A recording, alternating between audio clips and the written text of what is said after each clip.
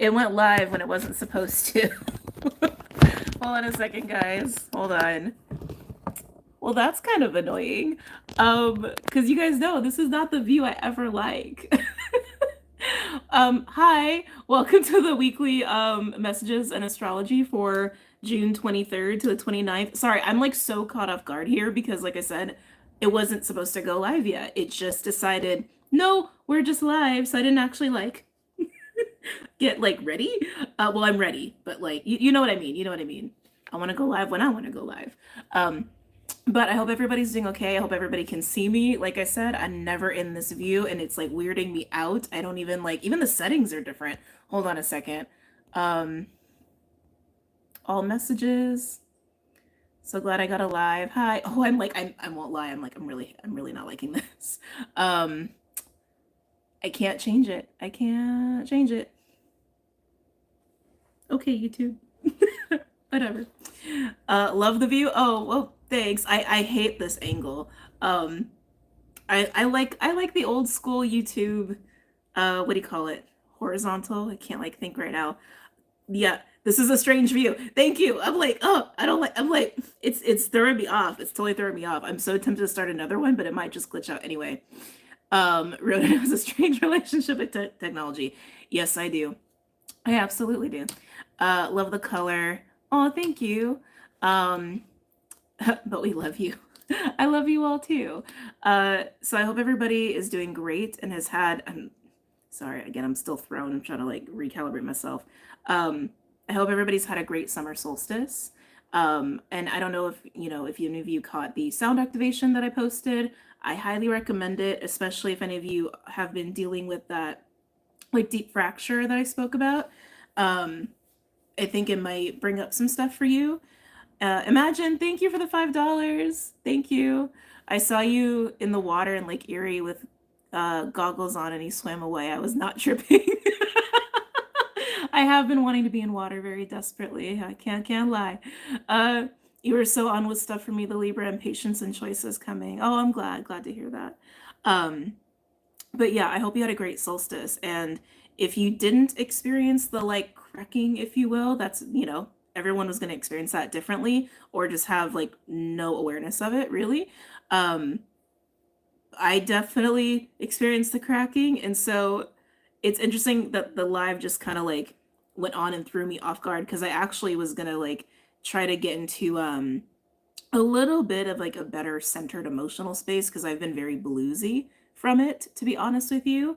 So I'm just like total disclaimer, if any of you are feeling those bluesy vibes, I'm in those bluesy vibes. But I imagine as I continue to talk today, that will dissipate. Now, if you're new, welcome. Don't forget to like, subscribe, share, and comment.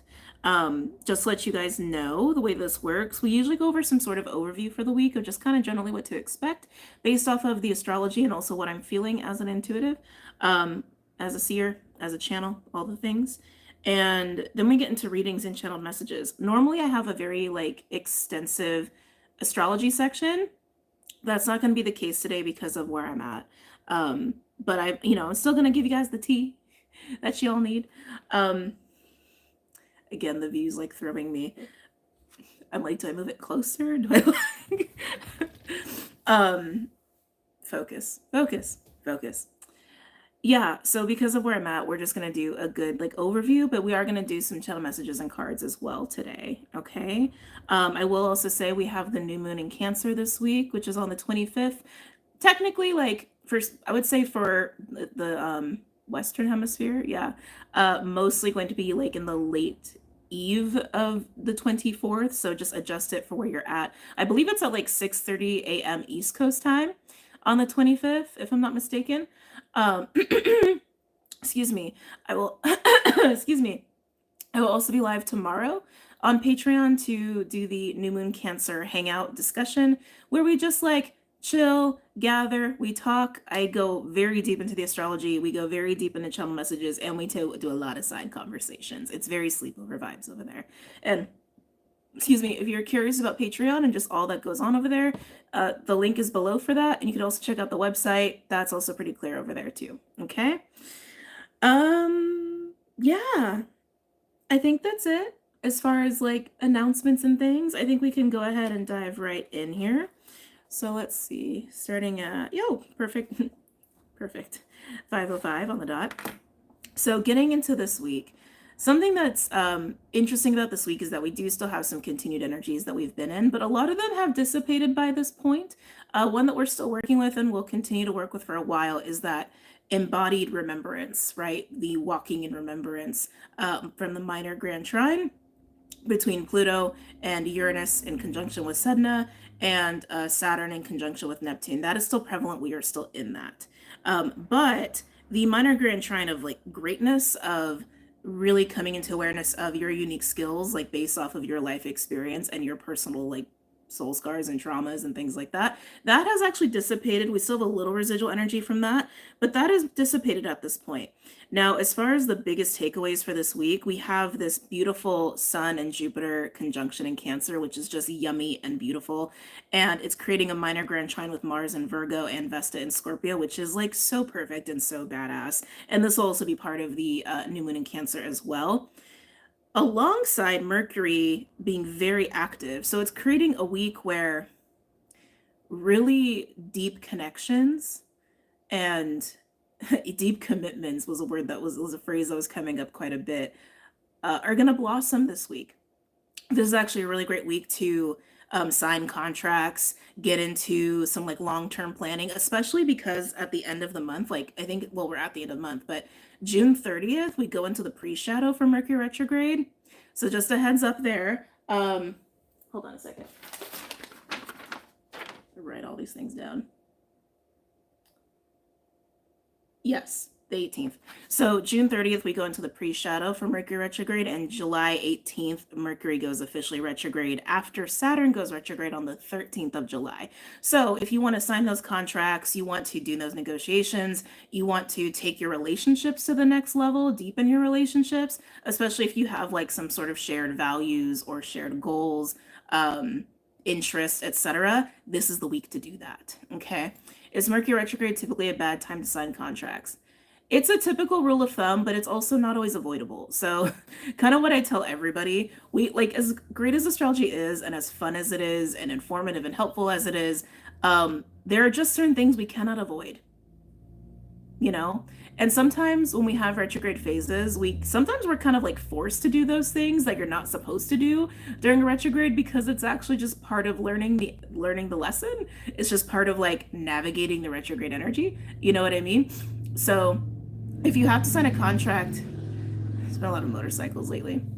So if you have to sign a contract during Mercury retrograde, just be smart about it. You know, just take your time with it. Just like read thoroughly, dot the I's, cross the T's. Because also when you add it up, like Mercury retrograde, throughout the course of a year, I think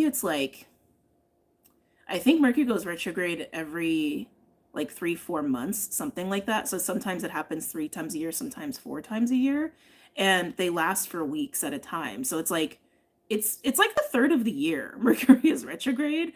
So yeah, you can't exactly put your life on hold a third of the year every year just because of that. You know what I'm saying? You all know what I'm saying.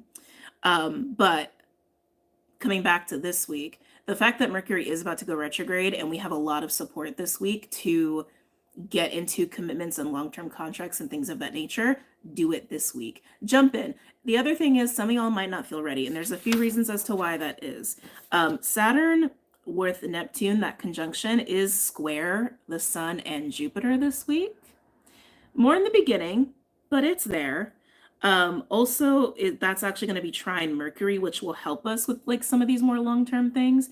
But the square energy, the square energy may make us feel like, yeah, we're not quite ready, but we're really ready, you know? We do also have a little bit of Chiron energy still at play that could also exacerbate that, more so in the beginning of the week than the end. So as far as like actually going, like diving headfirst into things, or having that conversation, or proposing that idea, or sending that text to ask someone out, or to, you know, deepen a friendship, whatever it may be, the first 2-3 days of the week, it may feel really difficult to do that. But once the new moon in Cancer hits, which is like literally Wednesday-ish, again, depending where you're at, it's going to mark an easier like window to actually go and do it. Okay. Um, Anything else I want to mention here? The other cool thing about this minor grand trine with Mars in Scorpio, Mars in Virgo, Vesta in Scorpio, and the Sun and Jupiter in Cancer is that there is a precision with it that's really nice. Like Mars in Virgo, Mars loves being in an earth sign, more like Capricorn more than the other two, but it still likes hanging out in Virgo. When Mars is in Virgo, it's almost like that hunter energy of precision. Precision just keeps coming up with that. So as you decide to commit, devote to whatever you want to, even if it's just for things for yourself. But I feel like connections are a big part of this because Cancer is at the center of this, and we'll come back to the Cancer component. There's something else there I want to mention here. We are being so detailed and so intentional, thank you, intentional and precise, especially with whoever we decide to get involved with at this time or deepen our current involvements with. Now, the other component here that's nice is that Cancer energy of the heart. Our hearts with Jupiter in Cancer conjunct the Sun in Cancer. Happy birthday, Cancers.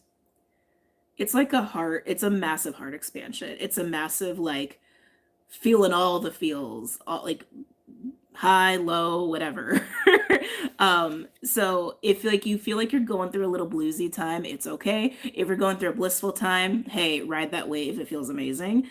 But what we decide to do with this minor grand trine in terms of, again, commitments and deep connections, there's a massive like emotional heart component there driving us. There's also an intellectual, intentional, decisive decision-making factor there too, especially with collaboration. But the Scorpio component also brings in that deep commitment as well. So it's really nice. It's really beautiful. I'm just like super excited for that, for the collective, especially after this week. Also, don't be surprised if by the end of the week, even like around the new moon Cancer, but especially by the end, that your intuition might go a little crazy. New moon and Cancers tend to do that for everybody. But by the end of the week, the Sun conjunct Jupiter will be trine Lilith in Scorpio. So you're going to have Lilith Scorpio. Oh, I just got away with something. So we're going to have Lilith Scorpio with Jupiter Cancer and Sun in Cancer working very closely together. Yes, very high levels of intuition, but also high priority of connections, of deep connections, of soul connections, and really going there. Don't be surprised if part of these conversations are also very heartfelt conversations, very vulnerable conversations, out of love, but also maybe potentially on the flip side of that, out of like things that maybe you've been struggling with, right? Or someone could come to you with that sort of energy as well. That's kind of what the energy's got going on this week. One little note I will say, just be aware of like indulgence a little bit. Just balancing and discerning needs versus comfort when you're prioritizing things. That Venus Taurus energy, I don't know if you guys have been feeling it. I know I've been noticing it in my own reality of like, oh, I could just go out and like get food, it's okay. Or I could, you know what I mean? Just like getting a little extra yumminess out of like every little thing. We should enjoy the little pleasures of life, which absolutely should. But if you are a very indulgent person, Venus and Taurus this week could take you a little over the edge just because of some of the aspects it's creating. So just be aware of comfort versus needs. Okay. Yeah. And I guess to close out the overview, just really allow yourself to dig into that Jupiter, Sun, Cancer energy. Live wildly from your heart. Don't be afraid to dive into what your heart is screaming for you to do, or screaming for you to experience, or screaming for you to say. You may be very, very pleasantly surprised at what comes of that this week, especially because everyone's kind of in that energy. Yeah. And if you have been putting off making some big plans or some big changes or big commitments, this is the week. It's not now or never, but this is like the ideal energy to do that in, even if you don't feel totally ready, even if you feel a little scared. It's the week for that. Yeah. Yeah. Yeah. Okay. All right. Let's go ahead and actually, do you want to do a collective read before we do signs? Okay. Hold on. It's not now or never. It's just this is the best time. If you had a chart of like probability of, oh, if I do it today, there's like an 80% chance it's gonna go really well. But if I wait 2 weeks, it's gonna be like a 20% chance it's gonna go really well. Like if you really just cannot do it, if you were just like, nope, I'm so not ready, nope, I'm too scared, nope, that seems too difficult, nope, I just want to be in my comfort zone, that's okay too. No judgment. Everyone's in a different space in their own life. But if you were like on the edge, if you're like teetering and your heart is like, go, do it, and your ego's telling you otherwise, just let your feet leave the ground. Just jump and just let the chips fall where they may. Roll the dice. You'll be very pleasantly surprised. Okay.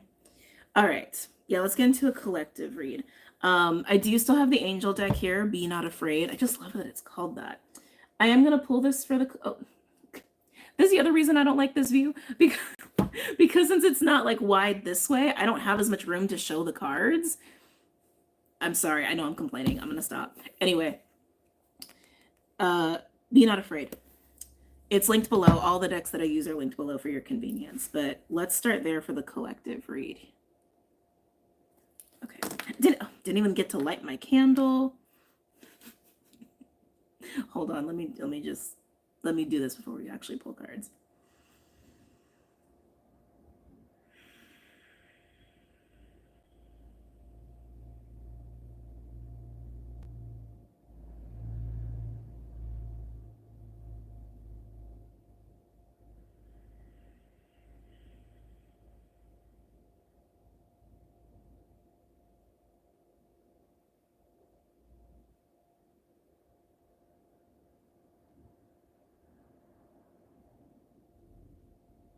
Thank you, Grandmother Earth and Grandfather Sky, and to all of the unconditionally loving beings who support us, who guide us,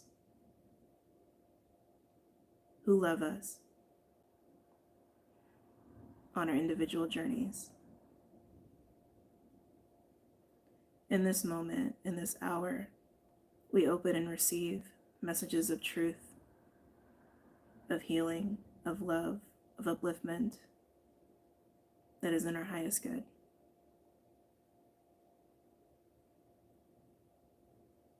We thank you with love and with gratitude, and so it is, and so it is, and so it is.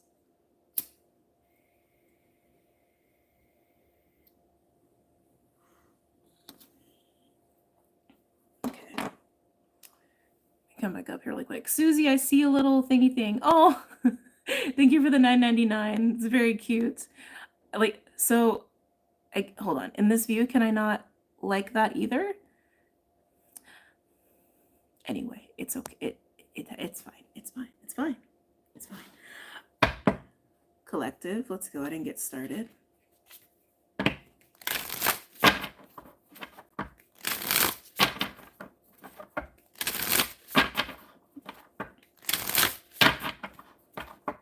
Any messages or insights for the collective for this week and in this present moment? You know, as I was praying, I did see a lot of green come through, which I was like, ooh, that feels good. I like that. You could be working with that color quite a bit around this week. It's heart energy, right? And like I mentioned, with Jupiter and the sun being in Cancer, there's so much emphasis on like, who makes me feel at home? What makes me feel at home? What makes me happy in my heart space? What makes me happy in my actual home, right? All of this very cozy energy. There's a lot that I've been wanting to speak on about this last weekend and summer solstice, and I'm like, the second I said that, I felt inclined to jump into that. I almost want to save it for my throat. I almost want to save it for a separate video. The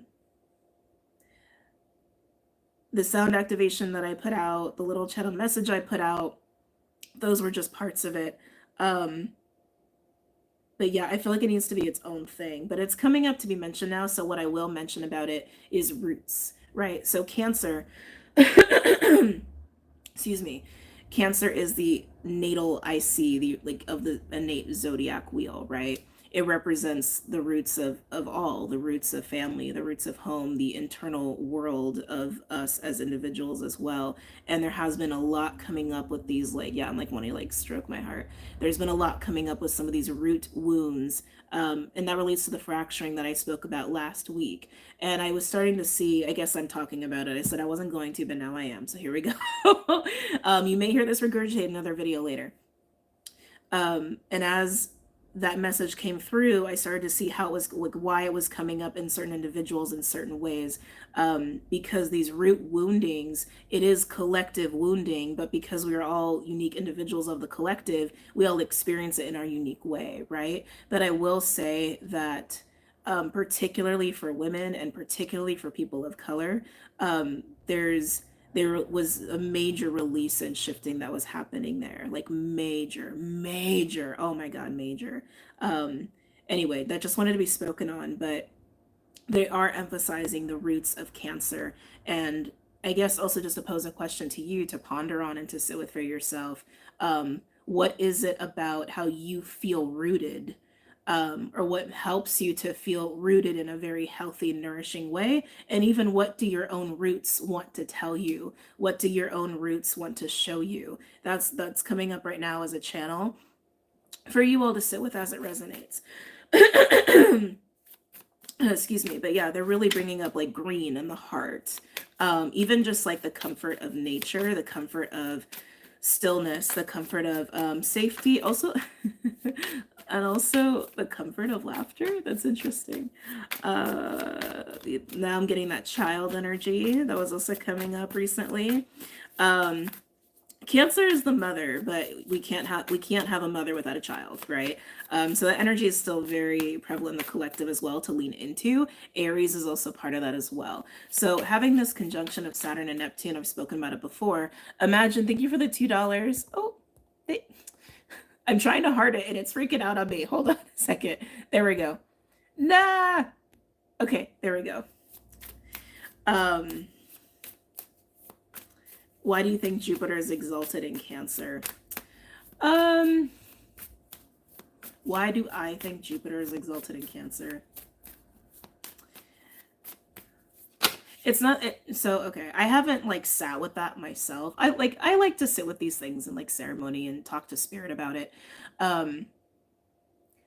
Jupiter is Jove. Jupiter is expansion. Jupiter is the heavens. Jupiter is the sky, right? And if you think about it, that's kind of grandfather sky energy, and Cancer is the mother, right?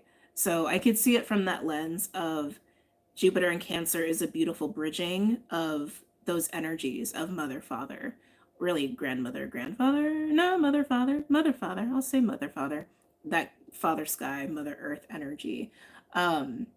Jupiter is also just expansion of divinity and spiritual energy, which moves through Cancer as a vessel, right? I mentioned this before recently that Cancer, again, the mother, is the vessel and container from which all creation comes forth, but creation starts with that seed of divine energy, right? That is grandfather sky, that is the ether, that is divine energy. So I could see that being a lens, but I'm pretty sure that's not how astrologers came to that conclusion. But I can see it that way.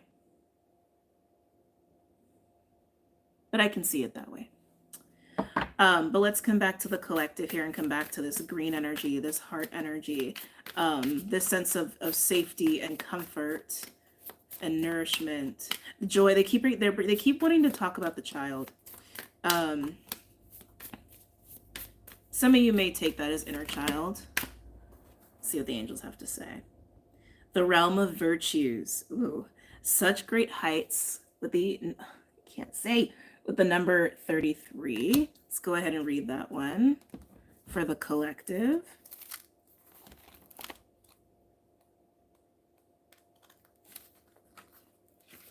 Let's see. Can you guys see that? Okay. Often considered the animating spirits of motion and the miraculous, virtues are regarded as stewards of nature's forces. Nature. Orchestrating the ebb and flow of the earth's divine energy. Symbolically, they guide the flight patterns of winged creatures, from the humblest birds to the most majestic of eagles, representing the invisible currents that direct the choreography between spirit and form. Some of you could have been seeing birds a lot lately, or might this week. In their celestial governance, they emanate the cardinal virtues of justice, prudence, temperance, and strength in their actions. They also inspire the theological virtues of faith, hope. Sorry, I'm getting stuff. Of faith, hope, and charity, infusing the lives they touch with a sense of benevolent divine purpose. I'm getting something about the fire signs. Why are the fire signs coming up in the space?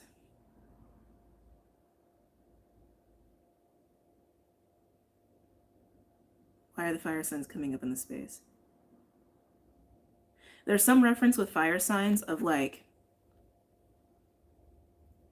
I feel like funneling energy into an outlet. Maybe you're gonna be focusing on that this week, having like proper outlets for certain energies that you're dealing with or that you're feeling. Maybe you're feeling really revved up this week, or maybe you're feeling a little emotional, right? Cancer. I'm getting that, but let's come back here, okay? Like the bird that instinctively flaps its wings, knowing it will be carried to new heights, the virtues symbolically serve as the wind beneath your wings. They invite you to embody virtue in your life, seeking justice, exercising prudence, practicing temperance, demonstrating fortitude, and nurturing faith, hope, and charity. By aspiring to unify with these qualities, you become a conduit of divine grace, acting to bring a positive impact into your sphere of influence. I was hearing reverence with that as well. And sacred. The word sacred wants to be spoken on so much that I'm starting to get kind of emotional. It's just reminding me of the minor grand trine, of Mars and Virgo, Vesta Scorpio. Oh yeah, I'm like really feeling that now. And Sun Jupiter conjunction in Cancer.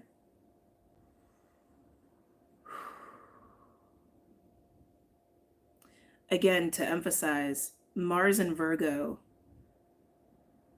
is dedication and devotion and precision with intention. Virgo also prioritizes the sacred. Vesta in Scorpio prioritizes deep devotion and deep loyalty and deep connections. And then that Cancer, Jupiter, Sun energy, it's all of that heart-driven energy. It's all that love-driven energy.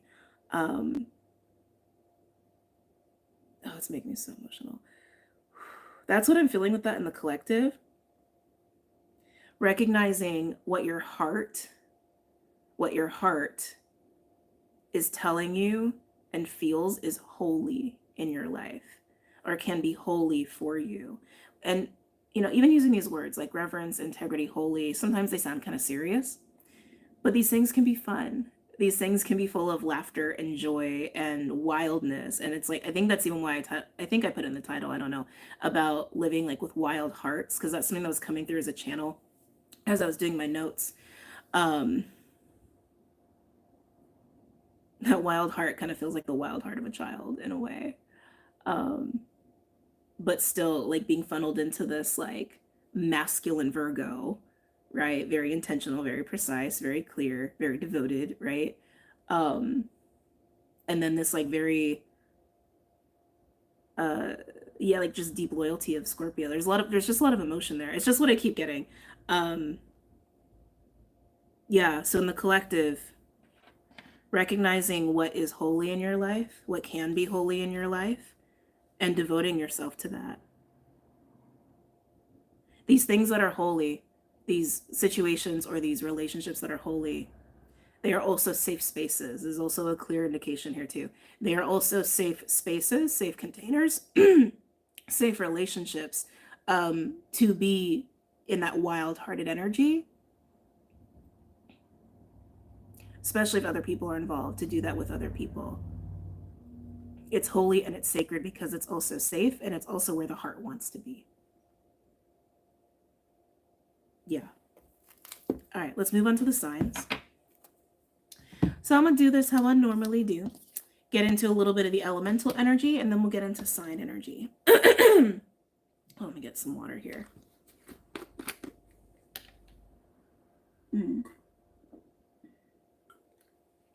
Would sage be good instead of incense? For what exactly, Jessica?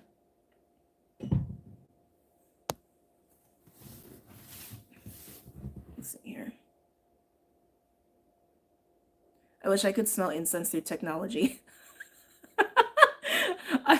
Could you imagine if you could smell things through technology? I think everyone would be a little sensory overloaded with that. I don't know. I don't know if I'd want that. Oh shoot, hold on a second. Do what feels most aligned for you, Jessica. Yeah, I was curious as to like your intention with it, I guess. Like, is it for like cleansing? Is it just for like, connecting with a certain fragrance or flower? I really do love you. I've been watching you since ninth grade. Oh, oh my God. Oh, the years. I was like, I almost did math on that. And I'm like, uh. Well, I'm glad you've been watching me so long. Because everyone before me is mentioning incense. Well, it just depends on your intention and what feels right for you. If it's like a cleansing thing, there's so many different herbs and things you can use for cleansing.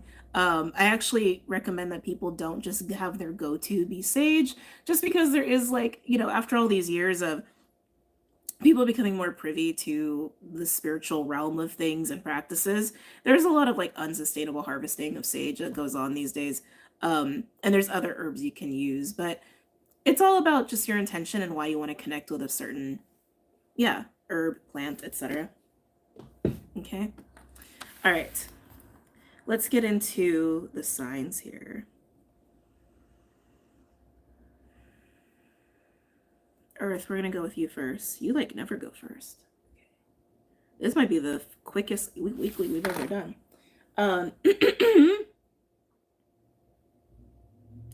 My heart, man, my heart is like, it's a weird feeling. It's like, it's not heavy, but it's full. But also, I don't know. It's like the kind of heavy, but not heavy. I don't know. It's a very strange feeling. We're going to start with the archetypes today. Getting into Earth, getting into Taurus, Virgo, and Capricorn. Let's see. As a person of color woman, I've been feeling things in public today. Back to my house. Oh, I'm sorry. I feel you. Feel you, girl. Rockin' Robin, thank you for the $20. Thank you. Okay, Earth signs. Ooh. Taurus, Virgo, Capricorn. So Earth signs, this could be your energy, this could be someone around you. If you're new to tarot or channelings or anything like that, just understand that as you are watching readings, energy is not linear. And so as like a channeler, reader, seer, etc., when we tune into these energies, we're tuning into a very large field. Okay, there's a lot going on in that field. And so just understand that what comes through may be going on around you, not necessarily for you. I feel the need to really emphasize that for you for some reason, Earth. But Earth signs, I'm getting this feeling of just like a lot of stillness. Like a really deep calm. I like it though. It feels good. You might be finding a whole new level of calm for yourself. Or maybe you're like needing to get into a calm state for something. Some of you, that's the case. Like getting yourself really calm before like a big presentation or something like that. I'm hearing to be clear. Yeah, to be clear. Let's see. Taurus, Virgo, Capricorn. What's going on for my Earth signs this week? What do we do so far? Not much. We just did like overview, collective read. Now we're on the signs. Ooh. Oh, wow. Earth signs. Nice. Very nice. We have the one and self and the Father. Yeah, you're very in it, Earth signs. Look at that. Wow. Oh, that's like, I'm just like wanting to just honor that energy. It's a beautiful energy. So regardless of gender, but okay, I will say this, regardless of gender, but especially if you're like, if you identify as a male, there's almost this like embracing of your inner father archetype. Okay. But this is also not gender specific because this is a general reading. But it's interesting. I did feel the need to mention this may not be you, maybe someone around you. I feel like someone is, yeah, embracing a new aspect to their identity in terms of that father energy. Father can also be emperor, right? But it's that energy of you're not a child anymore. You're in the next level of maturity. You're in the next level of taking accountability, taking responsibility, taking initiative, right? Managing things, being responsible for things. But with the one being here too, there's also an experience here of that's very spiritual, actually. So while you are embracing your inner father archetype, aspect, fractal, whatever word you want to use for it, you're also feeling very at peace with it, and you're feeling just, it's like I am presence with the one is what I'm feeling there. A lot of self-acceptance, there are signs. A lot of self-acceptance of self, a lot of hold on, that's repetitive. A lot of self-acceptance, but also a lot of acceptance of, thank you, taking on divine responsibility. Ooh, ooh, with that father and the one. Taking on divine responsibility. And I feel like that's coinciding with some sort of like opportunity or blessings. It's reminding me again of like the Mars, Virgo, Vesta, Scorpio, Jupiter, Cancer, all of that. Getting to a space within yourself where you feel really ready to elevate or feel really ready to take on the next. Some of you, it's actually feeling ready to embrace a white butterfly, as I was about to say this, to take on a blessing, a gift, a wish. You know what I mean? Like sometimes like we have good things come into our life and we're like, oh, I'm not ready for that. It's that kind of vibe and you're like, I need to be ready for this. I am going to be ready for this. Not in a forceful way. It's like I said, it's really beautiful. Some of you as well with the self and the father, obviously you could have also been going through some internal reconciliation of your relationship to authority, your own, or dealing with authority figures. This could even be, governments and things like that. Oh, no, I don't want to talk about that. But it feels more like becoming that.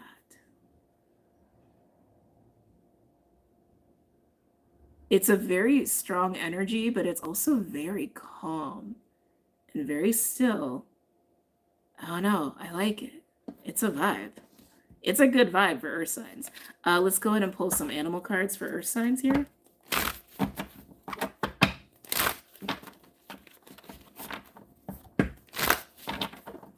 Any other messages or insights? I don't know if I mentioned the Wild Unknown Animal Spirit deck is what I'm using right now. Again, all decks are linked below. What's going on? What's going on for the Earthykins here?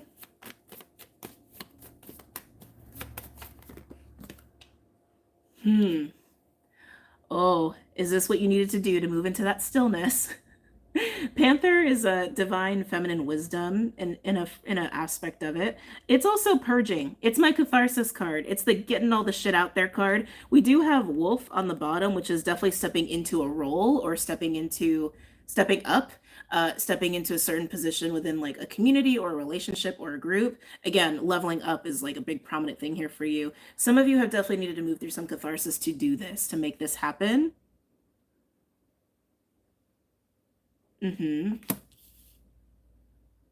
Getting something else off that Panther though. Especially the fact that this also touches on like feminine energy and you're actually getting into a comfortable situation with your own like masculine energy. There's something here about that in terms of how you have recently been navigating your relationship to feminine energy or archetypes, maybe even mother archetype, right? To be able to integrate well with that father energy. Tell me more about why Panther is here for earth signs. It feels like catharsis though. It feels like releasing and purging and like getting something out. That's what it feels like. It feels like ferocity. Could even be sacred rage. Ooh. Ooh. We have the moth. Moth is magnetism. Being drawn to the flame is how, yeah, like, well, that is the phrase, but I don't know. It's interesting. They wanted me to say it just like that. Being drawn to the flame, being drawn to the light, being drawn to intensity. Again, I keep feeling like this is happening because there's some sort of opportunity or blessing or just like a prime, I want to say a prime opportunity that you have wanted, excuse me, that you've wanted. And it's like, oh, I need to be ready for this. I'm not missing it. That's almost what I'm getting with the moth. Like you're seeing this like prime window opportunity situation, maybe even a relationship, and you're like, oh, this is okay. This is it. I need to do what I need to do to get ready. I need to do what I need to do to get ready. Again, calibrating yourself to the level of responsibility for whatever this is. The green and the yellow are also standing out. Can you guys see that? The green and yellow of the panther and the green and the yellow of the moth.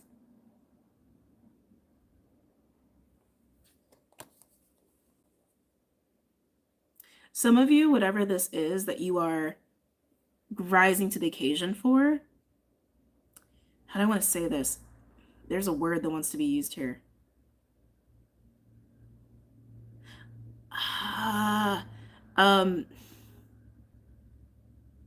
For some of you, it's almost this like sense of power, like a display of power, not in a gross way, not in a like, oh, I'm displaying my power, not like that.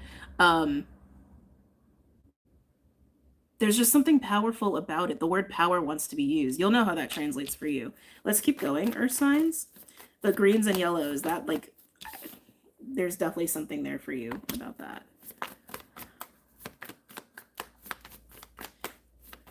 Any other messages or insights for my earth signs?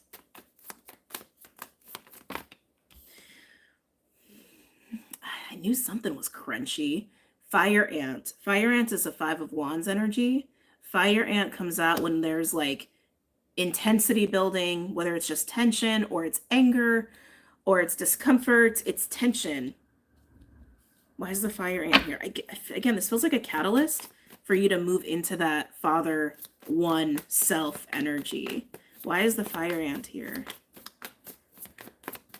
Why is the fire ant here for earth signs? Interesting. We have horse. That's the master of your element in this deck.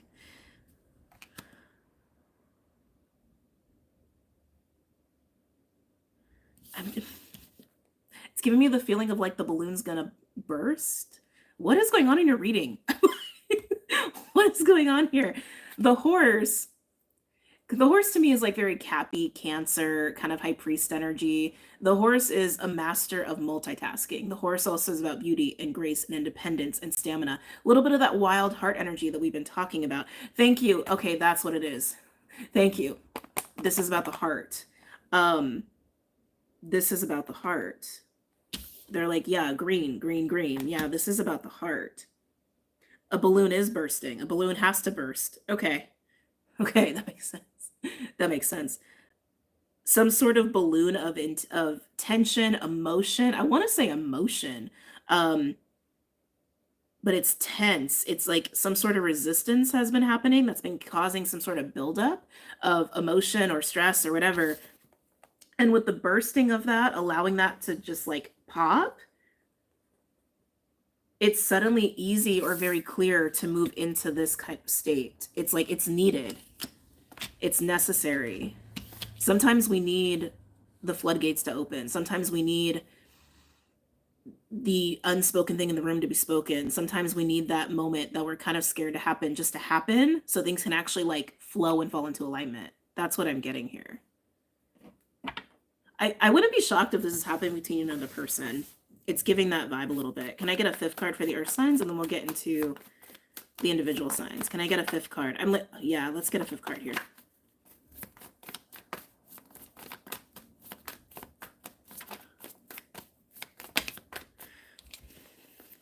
Well, that just says it all. That just says it all. Eagle and oyster. Yeah. Uh-huh. Uh-huh. Something is breaking, something is popping if it hasn't already, but it's very necessary to get into this alignment for this gift, this blessing, this opportunity. The fact that we have eagle here. Oyster is about being closed up. Oyster is about being almost like blocked off. But eagle is the world card. Eagle is about like crazy cycles opening. It's almost like the eagle is coming in and shattering this oyster, popping the bubble, popping the tension, release, catharsis, so that the moth energy, right, magnetism, like falling into alignment, can take place. Maybe you haven't felt ready, like for maybe this has like been around you for a while. Yeah, I just got that a little bit. Some of you, this has been an opportunity that's been around for a while, and you just haven't been ready, haven't been ready, haven't been ready. And now it's actually, I want to say, Spirit's helping to pop the bubble, pop the tension, just to get things in alignment. Okay. Very interesting, earth signs. You'll have to tell me. All right, let's get into Taurus. Taurus. I'm looking at my decks here. Oh, you want the glow-in-the-dark tarot for some reason. Okay.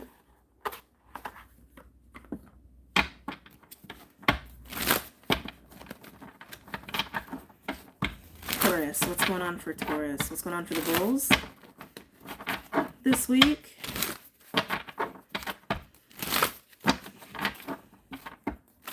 Ooh. Hold on. King of Pentacles just showed itself. I'm putting it all back because the way the deck just like exploded on me. But your card did say hello. Taurus.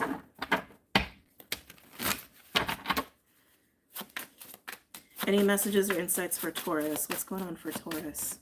I'm actually going to use a purple for you, Taurus.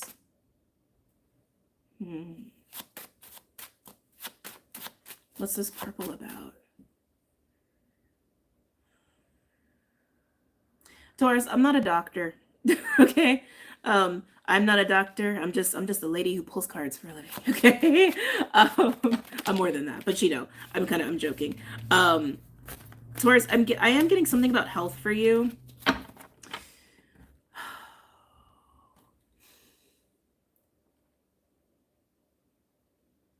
I don't know if you have like congestion or something. It's like they're showing me purple, but it feels like a cloud. It doesn't feel like crown energy. Maybe you're congested like up in the head. Maybe you got a head cold or something. But I am getting something about health. And it's like, it's weird. It's like they're not being very clear about it, but I think that's like how whatever you're dealing with is making you feel. Like you feel very physically like clogged up or congested. As I clear my throat for you. I don't know. I'm not loving it, but yeah, I'm picking up on that. So maybe just, you know, get on top of your immunity stuff. And if you need to see a doctor, see a doctor. Okay. But Taurus, can we come back to Taurus? I feel like it's upper body. I keep feeling like it's upper body for you, just to make it clear. Taurus, what's going on for Taurus? Any messages or insights for Taurus at this time? Be aware of who you're spending time with. Oh shit, maybe that's part of it. Maybe you feel crappy because you're spending time with people who have like gnarly energy. Yeah, Taurus, just be mindful. I'm getting a little bit of this vibe of like people around you may be like knowingly or unknowingly like confusing you. Well, we do have the Six of Cups out here. I expect this card to be out for quite a bit. It's a couple weeks. It's been coming out a lot already. Six of Cups is Scorpio energy. Six of Cups can be the past, but it's nostalgia. It's also the stirring of the child, right? It's the butterflies kind of energy going on here. Okay. It's also my card of patterns. But let's see why the Six of Cups is out here for you, Taurus.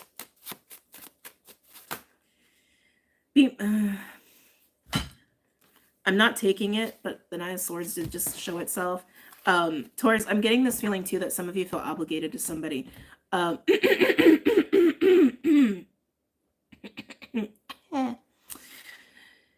of you feel obligated. I would evaluate that. It's a very dicey word. I would just evaluate that, why you feel that way, if that's even legitimate. Any other messages or insights for Taurus?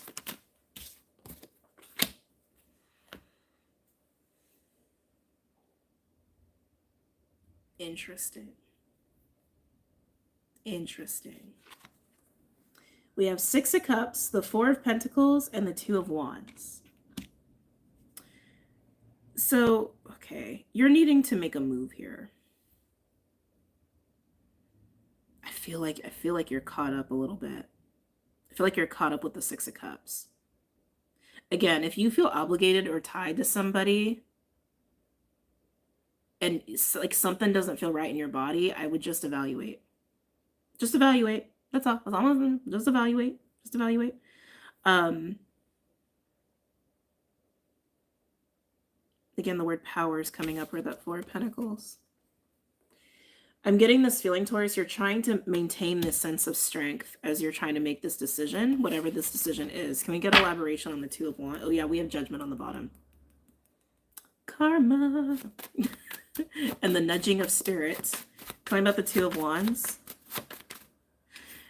Yep, look at that. Yep, there's someone else involved in this with you. Tell me about this 2 of Cups for Taurus. So I just heard responsibility. 2 of Cups and the 8 of Pentacles. I keep getting this feeling of being torn a little bit. Taurus, some of you may feel torn. I'm getting like duty, which is interesting. Some of you may be torn between like duty and a relationship, work and a relationship, your own passions and a relationship. Ooh, some of you it's family and a relationship. That sucks. I feel like you want to work on something. I feel like you want to work on a connection. You want to invest in a connection here. But I keep having this feeling like something's pulling on you.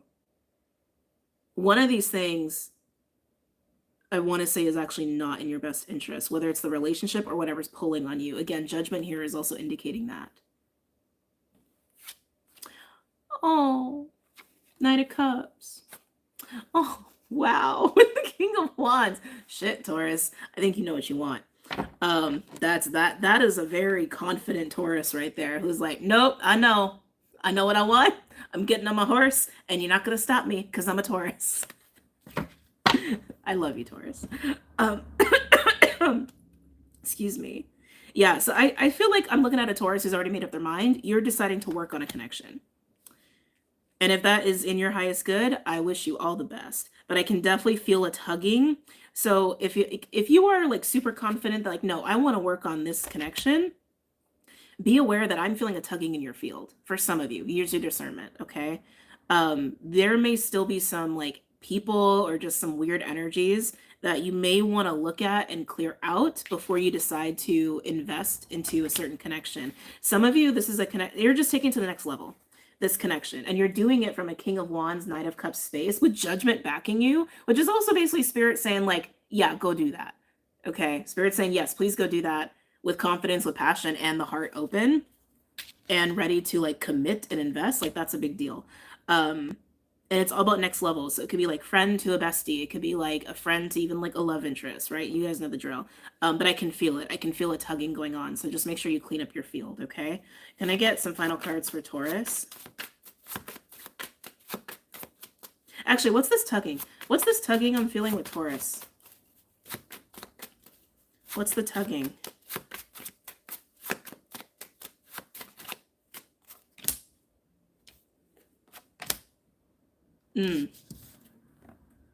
Two of Pentacles and the Empress.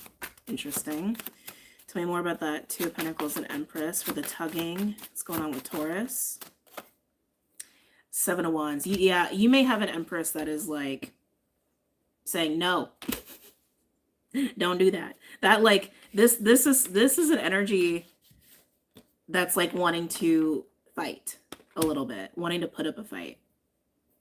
You'll know who that is to you. This can also represent like an aspect of the shadow or unresolved issues around feminine energies, which did come up in your overview here. For overview for Earth, that did come up. So, which actually makes sense, right? Because I know we're speaking to Taurus, but in the overall for Earth, there was this kind of integration of, well, really exalted masculine energy, which has also been part of this like last summer solstice window that we just went through. And so to do that, some of you have also needed to confront or deal with some of your own relationship to feminine energies or archetypes, even your own. And I see that there. So whatever the tugging is, it's in relation to that. Okay. Again, could be internal, could be external. Let's move on to Virgo. Really quick, some of you, that's an ex you need to let go of. Just saying. I know we don't like to, you know, doing that kind of cleanup is not everyone's jam, but clean it up. Virgo.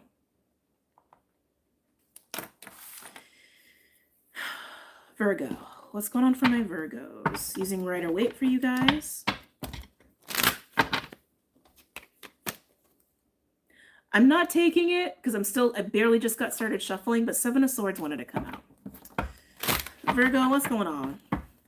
What's going on with you? Virgos, any messages or insights for Virgos?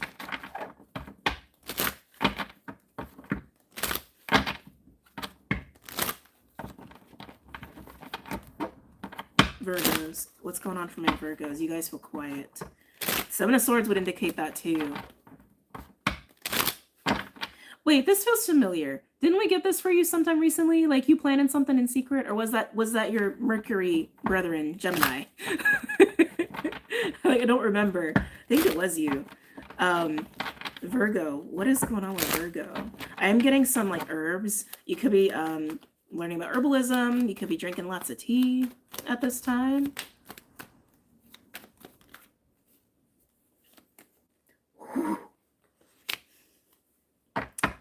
Ooh, Virgo, I see you. Don't worry, I won't tell nobody. Your secret's safe with me. Ace of Wands and the Ten of Pentacles. That's exciting. This feels like birthing of legacy, which is also been a big theme actually at the end of this last week with the summer solstice. Again, there's so much I want to talk about with that. This is just not the video for it. But that's what I'm getting here.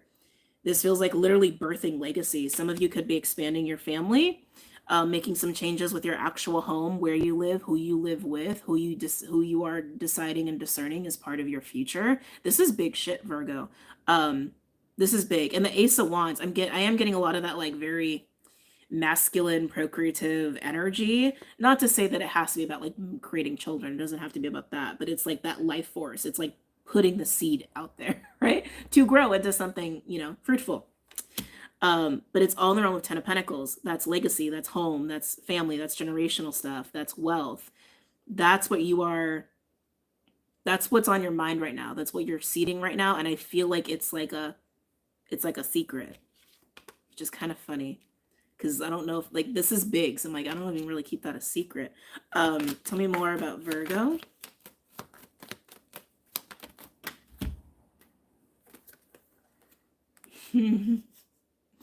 Virgo, I see where you're going with this. Two of Pentacles and the Knight of Wands.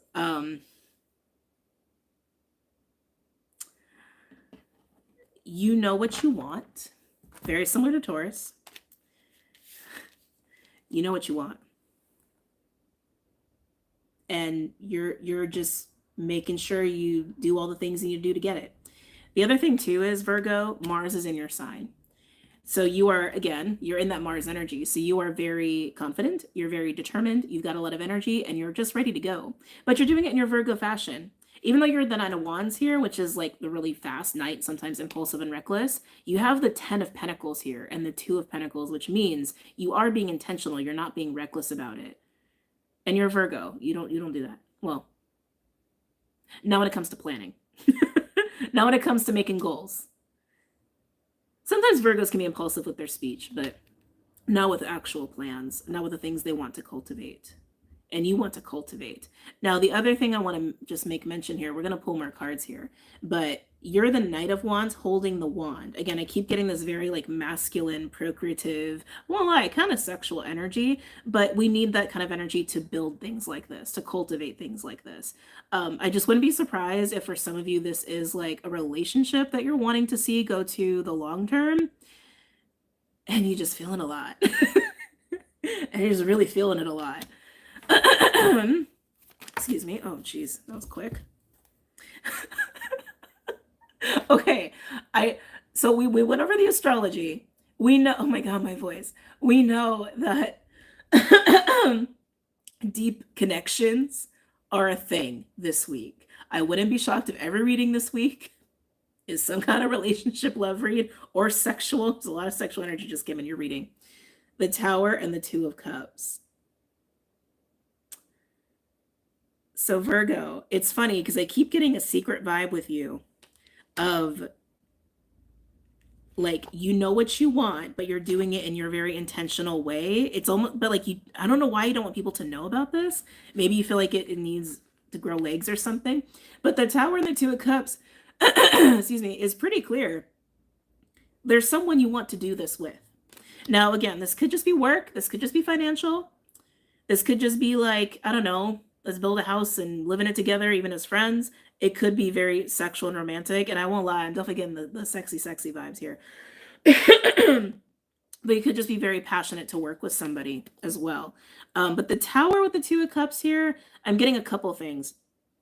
On one hand, Virgo, I'm getting that like you've had a plan in place or a vision in place in your mind for a while, and then suddenly the right person just shows up that could help you with it. Whether they're like a professional to help you get it done right or like in the right manner, or someone that could offer you their services, or they're the right friend to do this with, or they're the love interest, right? Yeah, some of you, it's like a person suddenly just appears that's like a perfect fit for your long-term vision. Others of you, I feel like this is the shock of like approaching somebody with this, okay? But let's get into it. Twos, I think, are significant for you. You could be seeing 222 a lot. I say that because we have 2 wands on the bottom and we have 2 pentacles and 2 of cups in your reading. Tell me more for Virgo. Tell me about the Tower and the 2. Oh.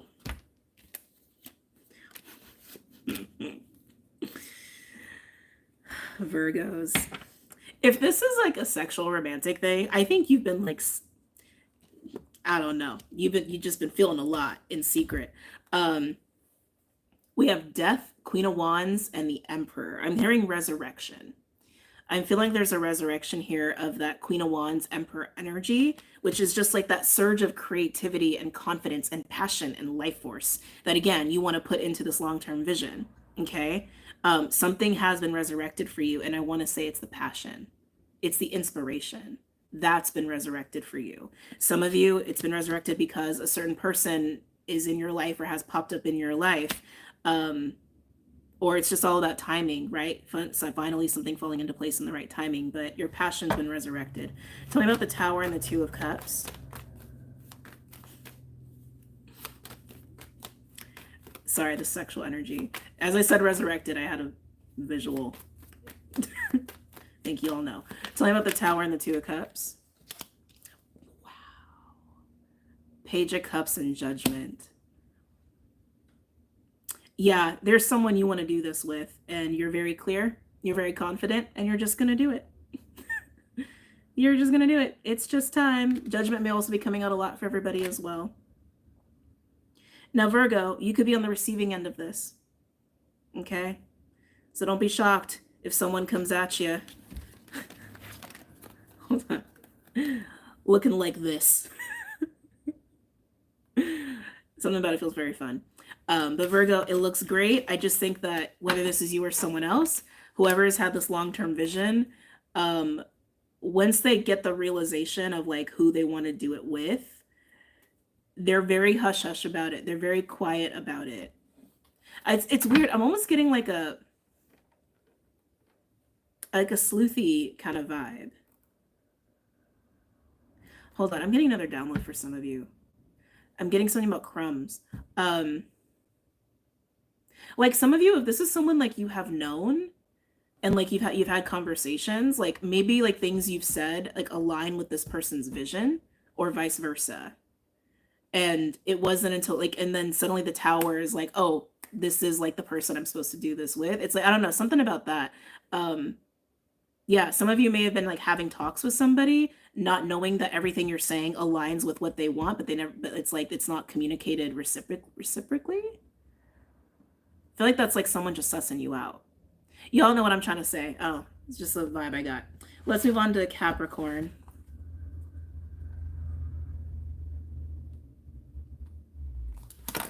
Cappies. I like the unicorns. They make me happy.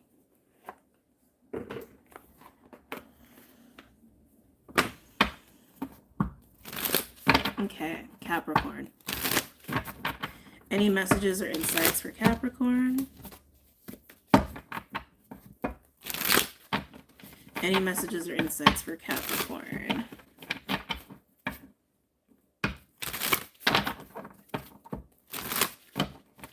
What's going on for Cappies? What's going on for the sea goats? Cappies, you could have some aqua in your chart. They're showing me water in a vase, which just screams water bearer to me.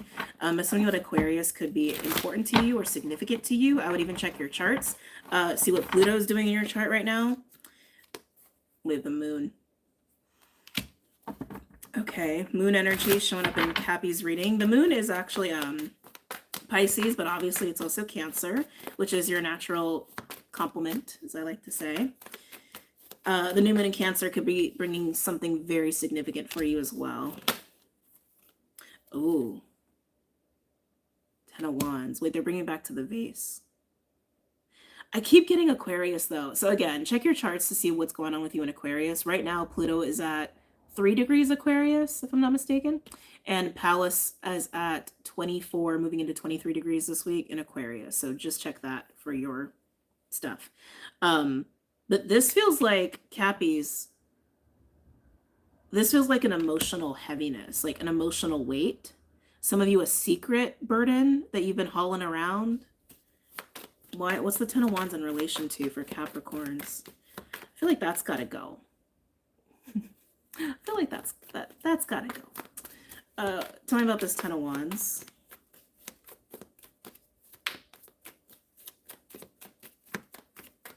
What's this 10 of Wands for Capricorn?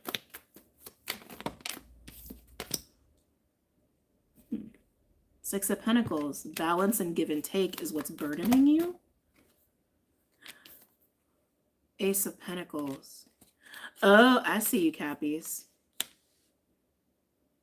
Oh, Cappies. Can I hug you?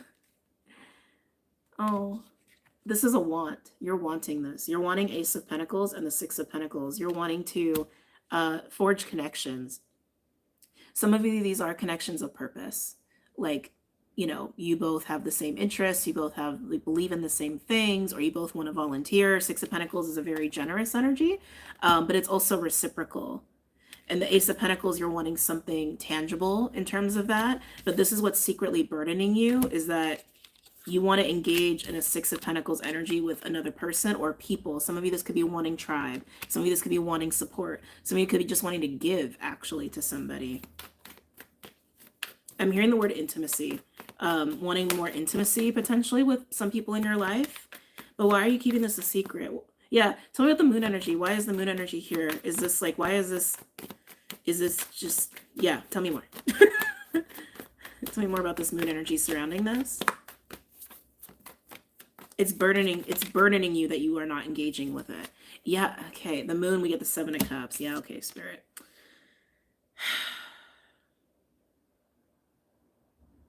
If you want this, just open is what I want to say. Just open yourself up to it. Tell me about the Seven of Cups.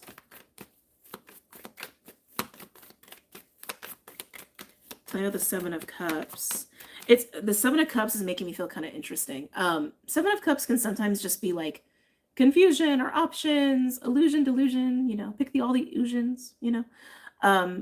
But sometimes it's fantasy, sometimes it's daydreaming, sometimes it's yearning. And as I was getting into that energy a little bit more, it felt like yearning. And daydreams. Capricorn, I'm starting to get really up in the upper chakras with you. You could be getting like downloads. You could be getting intuitive hits here. Yeah, I feel like something psychically is happening for you or being amplified for you. And I want to say it's actually making you emotional or stirring you more for this. And honestly, I feel like that's just an indication to make space for that in your life. Tell me about the Six of Pentacles and the Ace of Pentacles for Capricorn. Yeah, Eight of Wands. I am getting travel there. Hold on. Tell me about this Eight of Wands. Are you wanting to like... Tell me about the Eight of Wands. Eight of Wands can be communication, but it's also travel. It's also dating, texting, things like that. Yeah, fear. That's what I thought. Okay.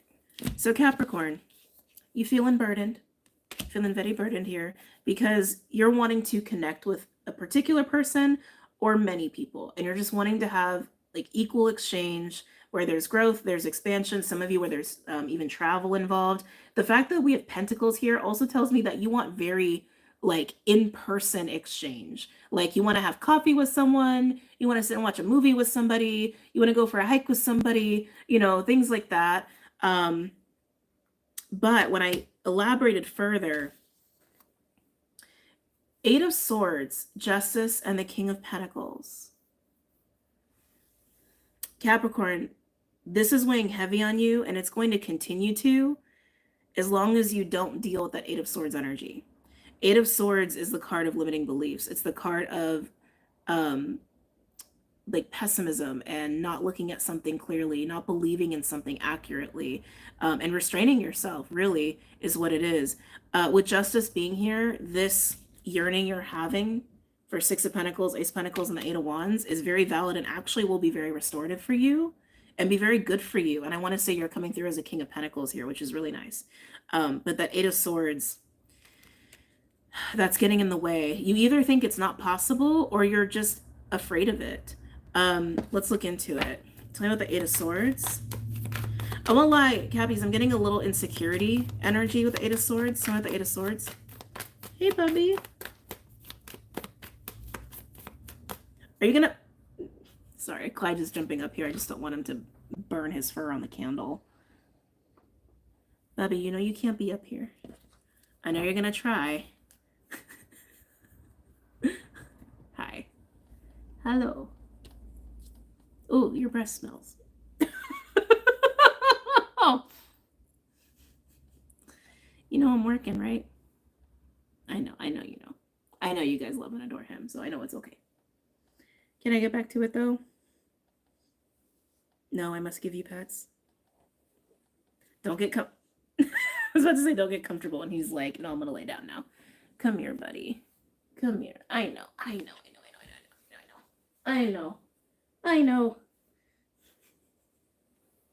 Sorry. Thank you. Okay, Eight of Swords. Let's get into this Eight of Swords energy for you, Capricorn. So Three of Pentacles, so plans, collaboration, friends, allies, building something, cultivating something with other people or another person. Yeah, you're afraid of this. Tell me more about the fear here or the insecurity I'm sensing with Capricorn behind the Eight of Swords. I'm getting it's like a worthy thing. Six of Wands. I feel like you're feeling insecure about it or like not worthy, or that it's like, even if you like put yourself out there, it's like not going to go to your favor. But with the Three of Pentacles and the Six of Wands, I'm also kind of getting, oh, Four of Cups at the bottom too. I am also getting a little bit of a fear of like, oh, what if it goes right? I am getting that too. So on one hand, some of you may be feeling kind of insecure about this, maybe not feeling worthy, maybe a little imposter syndrome, maybe some rejection stuff, especially with the Four of Cups being here. But some of you are also afraid of it going right. And then like, oh, if it goes right, then what does that mean? If it goes right, then like you could lose, right? Sometimes rejection and like something not working out in a weird, even if it's not what we want, in a weird way, sometimes it's safer, right? Because if it goes right, right? Because if it goes right, then you could actually like gain something that you could lose. And that's scary too. Mister, I know, but you know, I know you know. Sorry, he's just taking up the entire table. Hold on one second. I know, buddy, I'm sorry. There's no space for you up here. Sorry, he's dead weighting me, so I'm sorry. I know you just want to cuddle. I can't cuddle right now. Okay. Oh, sorry. Slipped on one of my projects. Okay. So Cappies, I suggest you get real honest with yourself about your fears and go for it. It's the week to go for it. You may be very pleasantly surprised. Okay? All right, let's move into another element.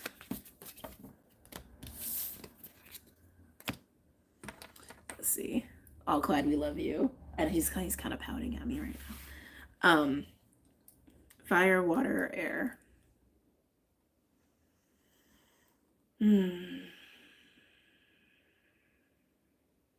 Fire, we're gonna go with you. Okay. Oh. Fire, Aries, Leo, Sag. Wow, fire. I barely got anything off of you, and we got a card out already. We have the Vision. Why is this out here for fire signs? You guys came in the overview, and now I can't remember what it was. Oh, funneling energy into an outlet, into something like a vision. Like a vision, like an inspiration, like an idea. We also have bridge on the bottom. Okay. Ooh, fire signs. Any other messages or insights for my fire signs? Aries, Leo, Sagittarius. Aries, Leo, Sagittarius. Some of you are seeing how something fits, how something actually can work. Ooh. Interesting. We do have desert on the bottom here as well. Fire signs. I'm getting this vibe that you just couldn't believe in something. That's what I'm getting. Like you were really, really struggling to believe that something could work or something was for you. And I feel like you've had a lot of confirmations about this. I feel like you've had a lot of like nudges from spirit about this. And I feel like you've just had little seeds of doubt, just kind of being like, I don't know. Maybe even a murkiness of actually seeing the like logistics of it, if it requires logistics. But it's very clear now. And especially with the desert being at the bottom, and we had bridge coming out before, it's suddenly like, click, ta-da, right? Because the desert is a harsh energy. The desert is feeling like things just feel hard, extreme, off, but it's when we actually get clarity through massive discomfort. Something about whatever this is has made you very uncomfortable. There's a shit ton of seagulls flying back and forth just as I'm talking about this, just letting you know as a synchronicity. But with whatever this is, you've had a high level of discomfort with believing it or seeing it, accepting it. Maybe it's been a feeling of like, it's just too good to be true, or it's just too good to be real. Or again, what it could require of you. That's a big theme this week. Tell me more for fire signs. For Aries, Leo, Sag. The King. By the way, I have a feeling Lion King is going to be a very good movie to watch this week. Just putting it out there. Don't ask me why. Just trust me. The King. Why is it giving me the King is home vibes? I think why you've been so uncomfortable with this is that it's required you to move into this King energy, which again does come with some responsibility and some confidence and some belief in yourself. Also authenticity. It's okay to have dreams. It's okay to allow dreams to become reality. Some of you, that's part of it. Some of you, that's part of it. Maybe you've had a lot of years of something just not panning out. And suddenly it's just like, do-do-do-do-do. And you're like, I don't know. Can I trust that? I think you're about to trust it, though. Can I get another card for fire signs? Aries, Leo, Sag.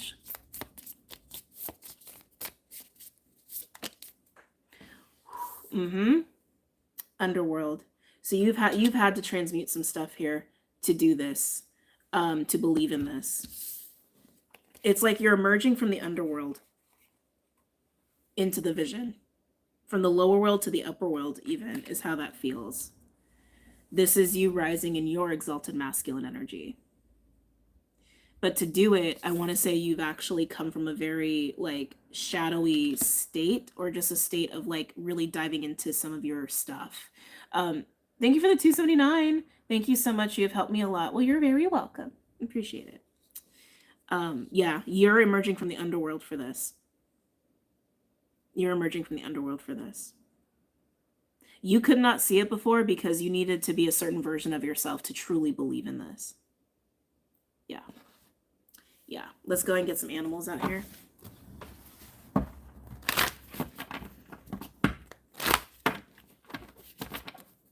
Just checking the slide. What do the animals have to say for fire signs? Aries, Leo, Sag. I also want to say, fire signs, you're not in this alone. Whatever this is, especially with the bridge card coming out before, I don't think you're in this by yourself. Well, we're never alone, technically, but you know what I mean. You know what I mean. I mean physically. Fire signs. Ooh, fire signs. Yeah, you took a little trip to the underworld. Bat and Scorpion. So this is you emerging from shadow work, honestly, is what this feels like to me. Scorpion comes out when we have been holding on to something that's been poking at us, that's still a trigger, that's unresolved. But the bat tells me that you have been transmuting that and you are emerging from that space, which is nice. We also have dragon on the bottom, solar plexus energy, and seeing through the veils of ego, which I think has been necessary for you to traverse this. Dragons could be significant for you. Anything? Hold on. Stingray. Look at you. Look at you rise, fire signs. Stingray for me is a mastery of water. It's my King of Cups card. It actually is one of my like watery versions of masculine energy because it's about emotional and spiritual maturity and emotional and spiritual strength. Yeah, you had to rise into this to fully embrace the vision and believe it.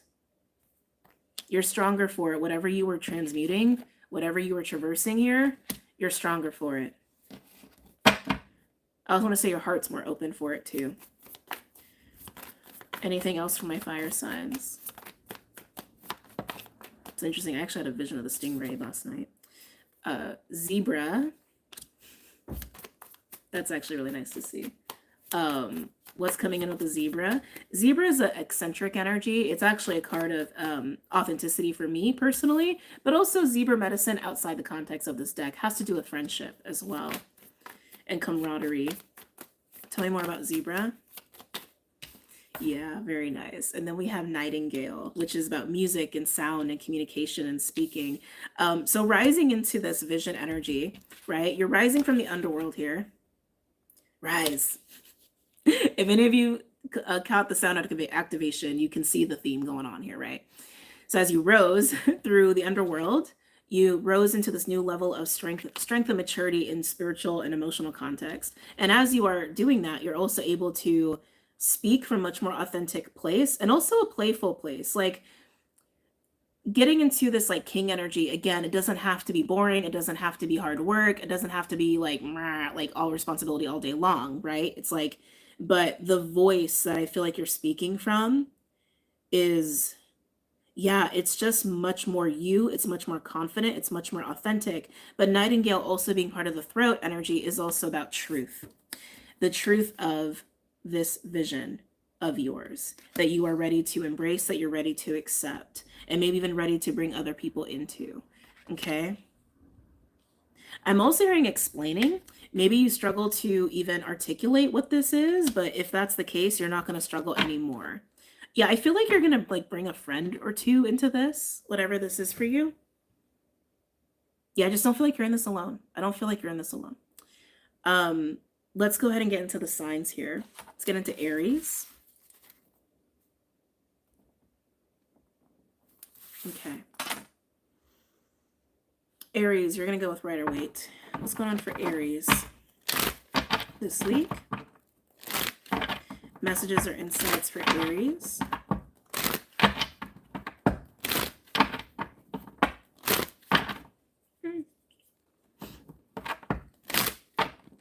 Oh, sorry, my nose gets itchy sometimes when I channel. Aries.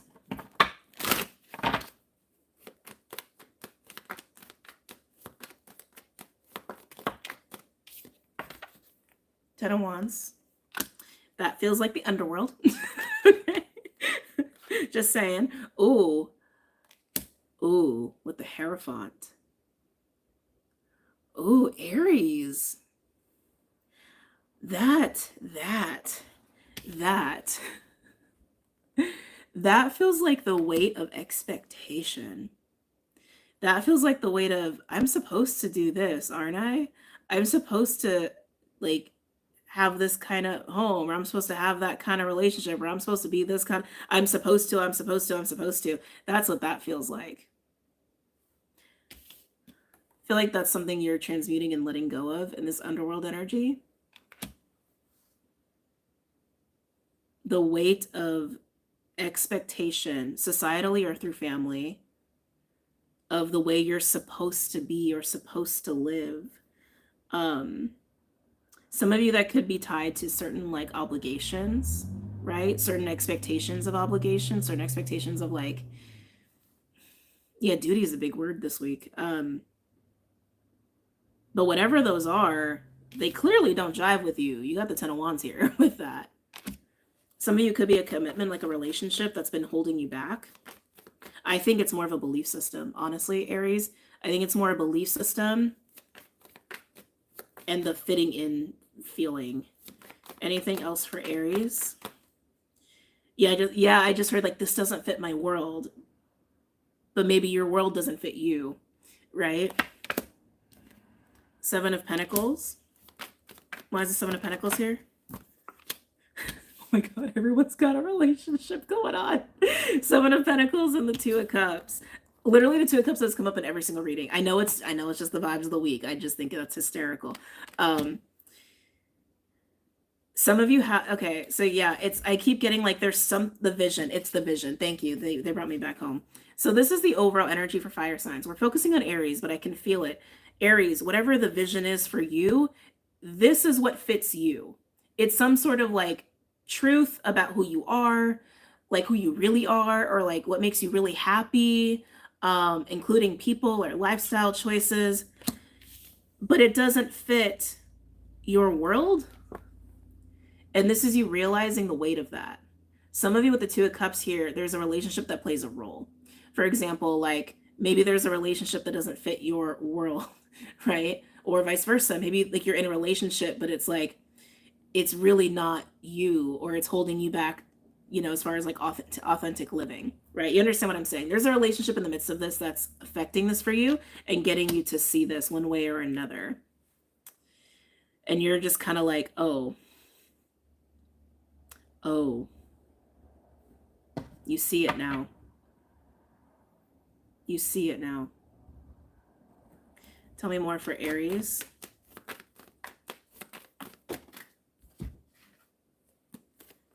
Wow. We have the Lovers and the Four of Swords. This is you kind of going into the underworld energy to get aligned back with yourself, your truth, to make the right decision for you. Lovers with the Two of Cups being here, there could be a very powerful relationship that has you thinking about all this stuff, contemplating all this stuff. And again, it could be either way. It could be that you're stuck in a relationship that is like really not aligned to you, or there could be a relationship that's actually showing you what's not aligned in your life, right? But either way, Lovers with the Four of Swords, this is you taking space to get right with yourself, right with your spirit, and to make choices accordingly. Lovers is a card of choice. It's a card of alignment, okay? Tell me more for Aries. Ooh, I just heard sevens are big. Well, we do have the Seven of Pentacles here too. Seven of Wands. Why is the Seven of Wands here? That was quick. Ooh. Ooh. Sorry, I want to take a pause there. Seven of Wands with the High Priestess and the Eight of Wands. There's an Ace of Wands energy here, which is passion. It's purpose. It's ignited to take action, right? Motivation even. When we get the High Priestess and the Eight of Wands, that can be telepathy, because Eight of Wands is about communication and High Priestess is like intuition, right? But Seven of Wands being there, I feel conversations. This is what I feel, conversations here, whether that's telepathic or otherwise. But there's also something about it that feels Odd. Tell me more about the Seven of Wands being here. Thank you. They just confirmed something. Some of you have been fighting your higher self. Like, some of you have been fighting your own intuition, like what your own like intuition and body has been telling you about what's right for you or what's not right for you. Jeez. Queen of Cups and King of Cups. Stingray card. Wow, with the Knight of Cups. And the Six of Wands. Aries, this is starting to look a lot like there's a particular connection that actually is showing you what's not aligned with your life. That's actually showing you the accuracy of your vision, whatever again that is for you. But that is like, I mean, my God. And I was trying to clarify what was going on with these conversations. We got the Queen of Cups, which again, intuitive and emotional. I wouldn't be surprised if you're having really strong telepathy with somebody. Friend or otherwise. But I also feel like you are spending some time, again, reconciling with your own intuition, with your truest self, and doing some healing around that as well. I'm going to clarify one last thing. Tell me about the Nightingale energy in relation to Aries. Nightingale and Zebra in relation to Aries. So just remember, this came up for overall for fire, but I can feel conversation energy going on here, and it's like there's something funky about it. So I just want to clarify that in relation to you. Tell me about Zebra, Nightingale for Aries. Page of Wands, the card of good news, fun, excitement, even flirty energy. Yeah, you're not doing this alone. Page of Wands, Six of Pentacles, and Three of Pentacles. Yeah, you're embracing some sort of connection here. Again, could be a friend, but you're embracing it because this connection is aligned to the vision for you. And it's helping you to get rid of things that are not aligned to you authentically. But I can feel it. It's kind of a hard jump for some of you. All right, let's move on to Leo.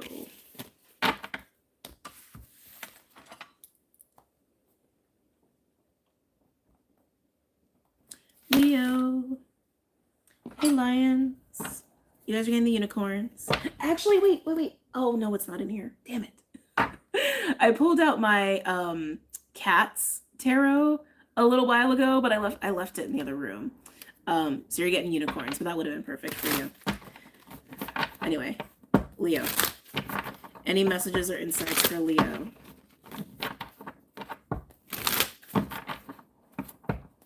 What's going on for my Lions?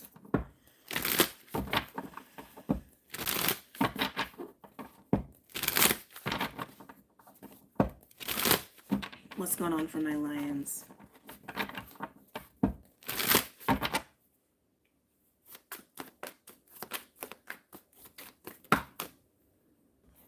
Let's see here. Okay. Why does this feel so subtle for you? Six of Swords, Ace of Swords, and the and the King of Pentacles. So very strong fixed energy, actually. Six of Swords is Aqua. King of Pentacles is Taurus, but you're a fixed sign. Why does this feel so quiet?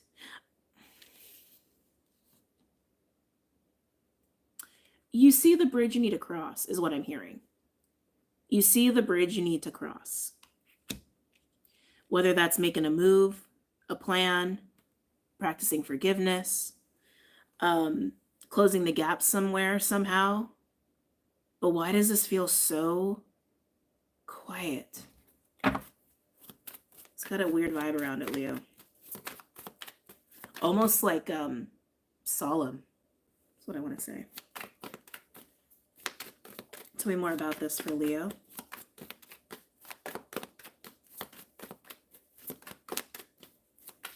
Almost like there's like a heavy heart here. Tell me more about this for Leo. Okay. We have the Page of Pentacles. We do have Five of Cups on the bottom. There's that heaviness. Knight of Cups. Page of Cups. Ooh, this feels like an apology. As I cough. This feels like an apology. I don't know if you guys can see. 5 of Cups, Knight of Cups, Page of Cups, and the Ace of Pentacles. This is like an apology or like a gift even. And the Page of Pentacles can also confirm that.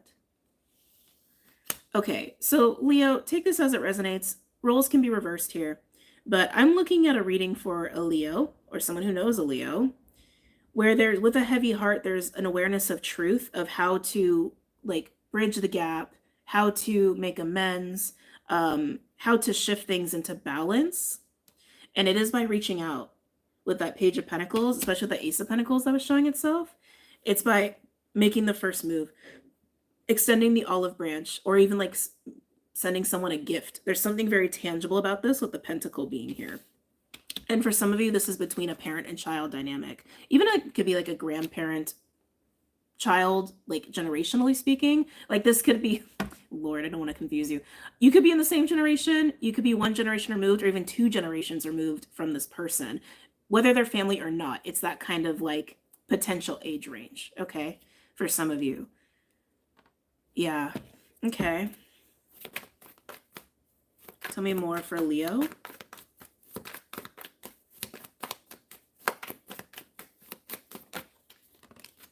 Oh, Leo. 5 of Pentacles.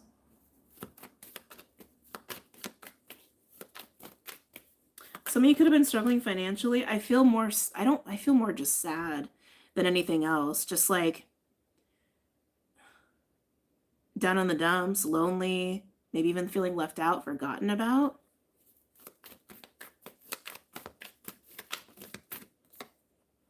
But that's changing. Wheel of Fortune.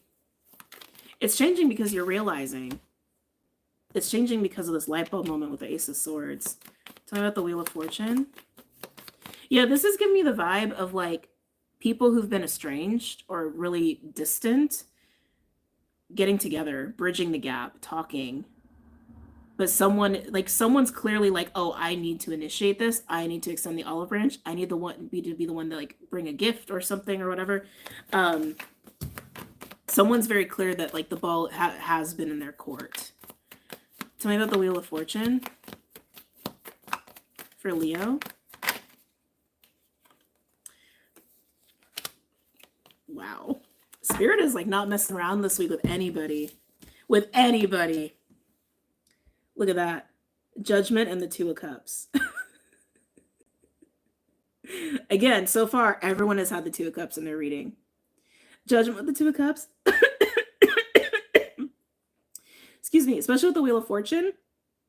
It's that nudge. It's that massive like green light and green flag from Spirit of like, yes, come together. Yes, bridge the gap.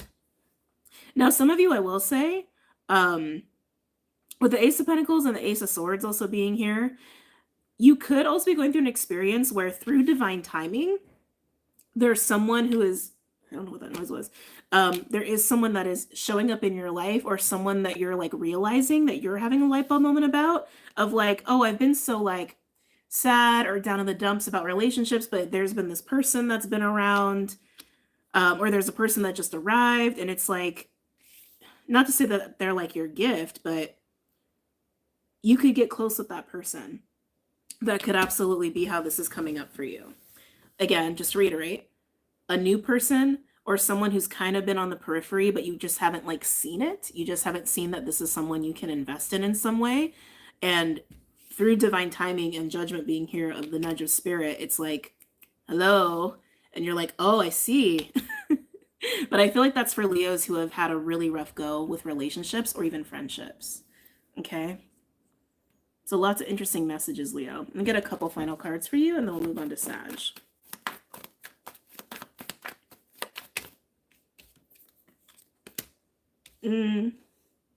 Strengthen the 6 of Pentacles. Go for this, Leo. Yeah, we also have Queen of Wands coming out. Wow, with Death. So this is actually resurrecting your fire as well. There was another sign that had that too, and I can't remember which sign it was. But reaching out to this person, if there's like a needing to make amends or close the gap, whatever, or if there is someone new popping up or someone you've known and Spirit's like, hey, like you can get deeper with this person. Like, hey, it's safe to like get deeper with this person. It does. It ignites your fire. it resurrects that Queen of Wands energy for you. And it may take a lot of courage to open up and like do this, but it's worth it. Spirit's really nudging you to do this, okay? All right, take it as it resonates. Saggy, what's going on for Sag? All right, using Glow in the Dark Tarot.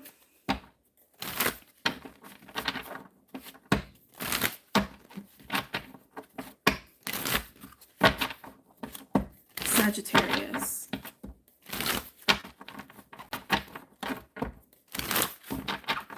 Any messages or insights for Sagittarius?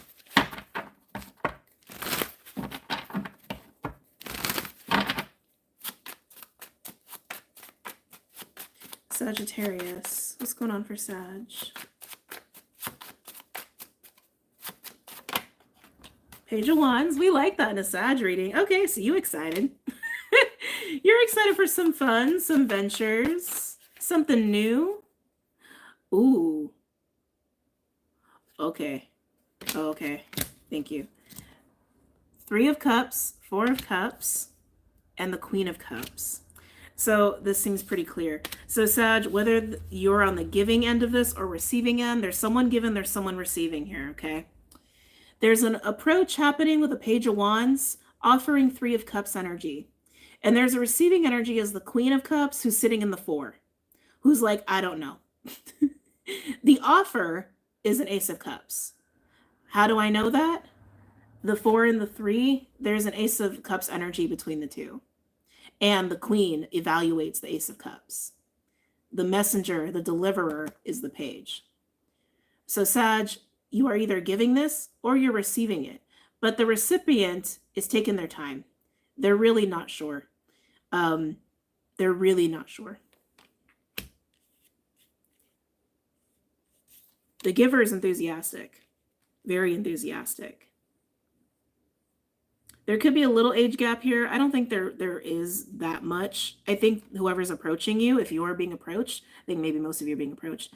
Whoever's approaching, they're just really excited. They're just really excited. They're just really passionate. Anything else for Sagittarius?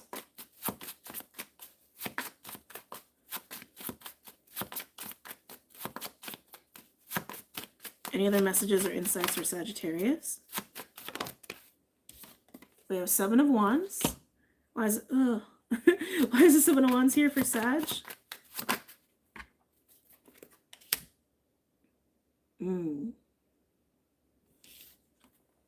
The Fool. Tell me more.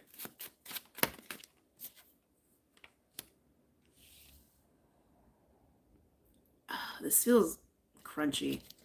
5 of Pentacles. So this offer is being made by a Page, and a Queen of Cups is like, let me take my time with it. But it feels like the leap. Hold on.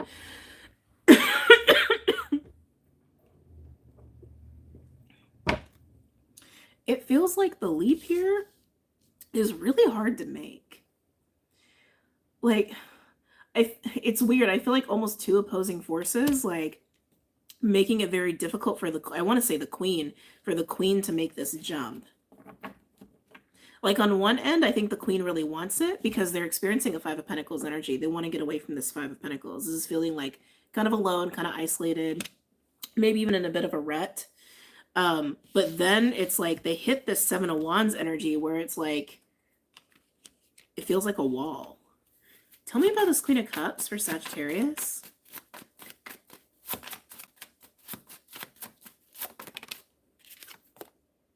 Oh yeah, High Priestess. So Sag, if you identify as the Queen of Cups here, you going really within about this. You're going very deep within. That's just like Queen of Cups and the High Priestess. That's just being in the intuitive waters bubble all day to sit with this. Okay. If you do identify as the Queen of Cups, you're highly intuitive. You are highly intuitive and probably a very spiritual person. But if you're here, you're probably spiritual anyway. But let's look at the Page of Wands. Let's see about the person offering this. Yeah, Knight of Pentacles. So they're really excited, but they're also very serious. Like, this isn't a reckless offer. They're not just willy-nillying it. With the Knight of Pentacles here, that also tells me that they put a lot of thought into this offer and this approach to you. Tell me more about the Page of Wands and the Knight of Pentacles. Oh, wow. They mean business. Oh, this is interesting. They mean business. Chariot. They're determined.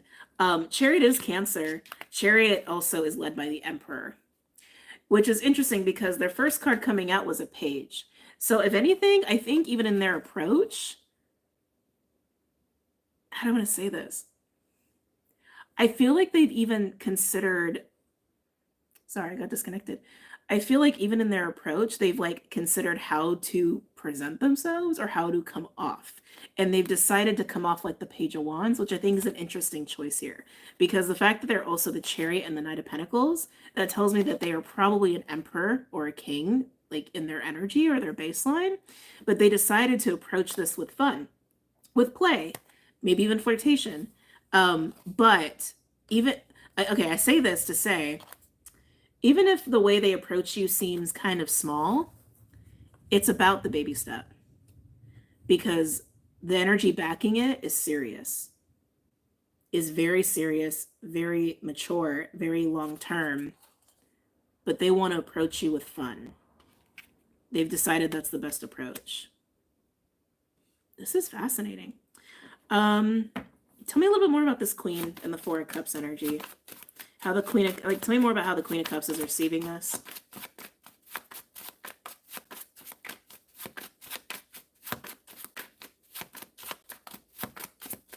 This could even be someone you're already, like, you know, involved with, I would say. Like a coworker, a friend, a love interest, and like whatever they're proposing to you, it's just something new about your connection. But it's making you sit a while. Like, why are you, like, you're clearly having a hard time making this decision. Tell me more about the Queen of Cups and the Four of Cups energy.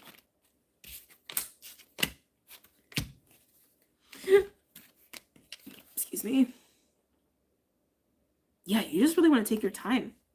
You came out as another Queen, Queen of Pentacles. So Queen of Pentacles, Queen of Cups, Cappy, Cancer, Strength, and the Four of Swords. It's not clear as to why you need this much time and space with it, but you clearly do.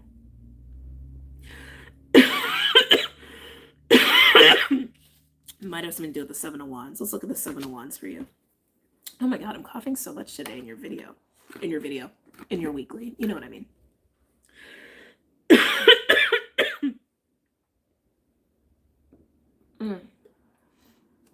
Yeah, let's look at the Seven of Wands. Tell me about the Seven of Wands.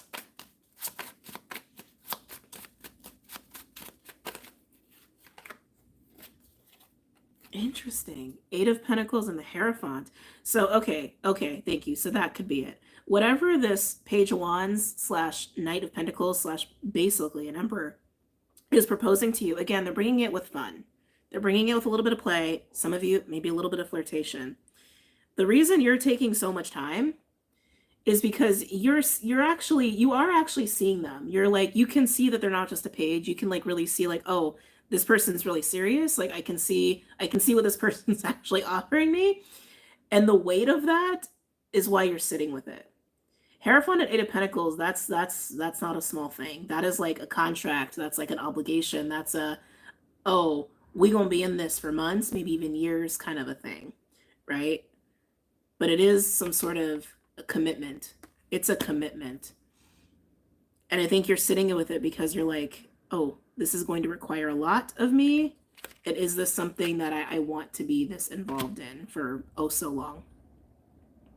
And if you're already involved with this person, it's just about something new that they're introducing to the dynamic. Some of this could even be like a promotion, right? But it's going to require more of you, and you know it. If you're the queen, if you're receiving it. Good luck with that. Big decisions.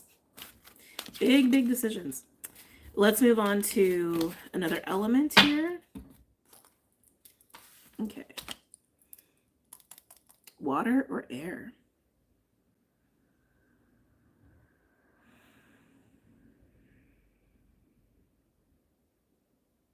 Ooh, we're gonna go with water next. As I was filling that out, my team came in and said, breathe. And as I breathed, I saw the bear and I was guided to water. And I was like, ooh. All right, water signs. Let's see what's going on with you. I don't know. It's making me nervous for some reason. But that bear energy.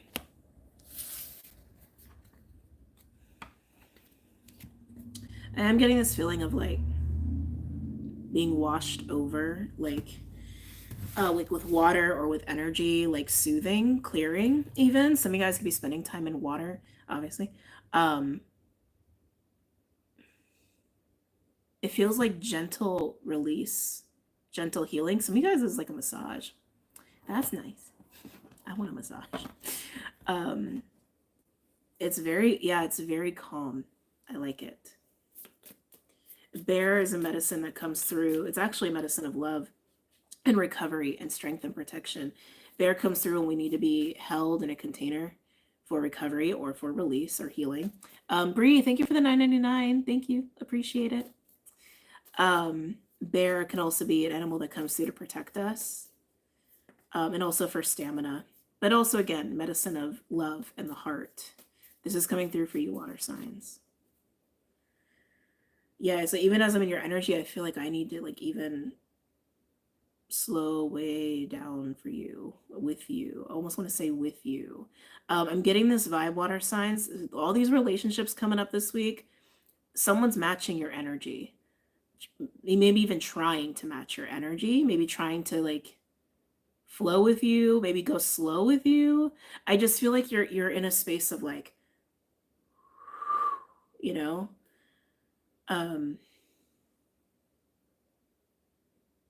yeah, this is interesting. Any messages or insights from our water signs? We have the Bardo. This is my portal card. Okay. Interesting. Are you going through a portal with somebody? Why? Tell me more for my water signs. I'm hearing emerging. That makes sense too. Bear comes out when we are also transitioning in or out of a winter state, right? So either like going into a hermiting, hibernating state or coming into that spring renewed energy. Again, gives me like portal vibes with the Bardo. Emerging. Something's emerging. Could just be you. Let's see. Water signs. Cancer, Pisces, Scorpio. I feel like I just got like hit in the chest.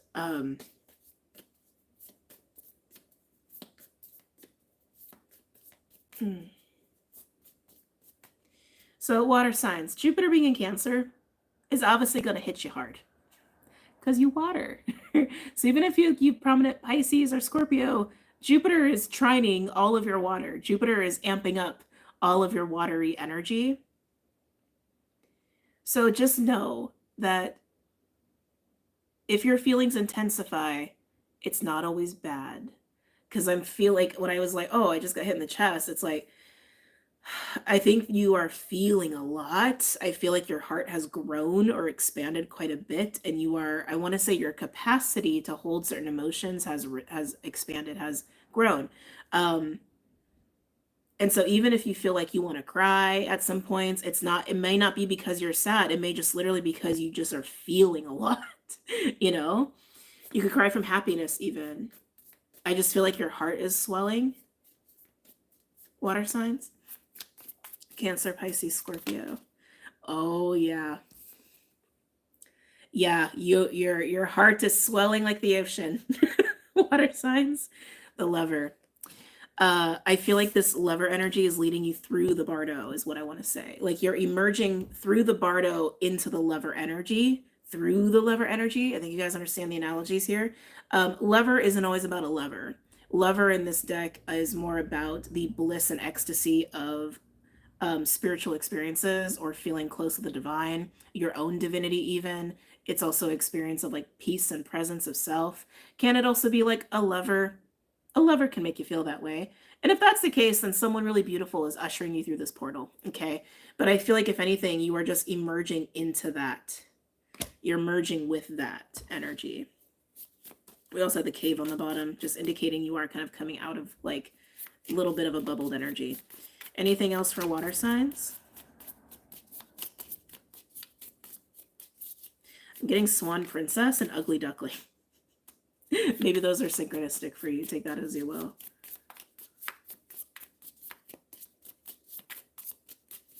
Anything else for water signs? Cancer, Pisces, Scorpio. Oh.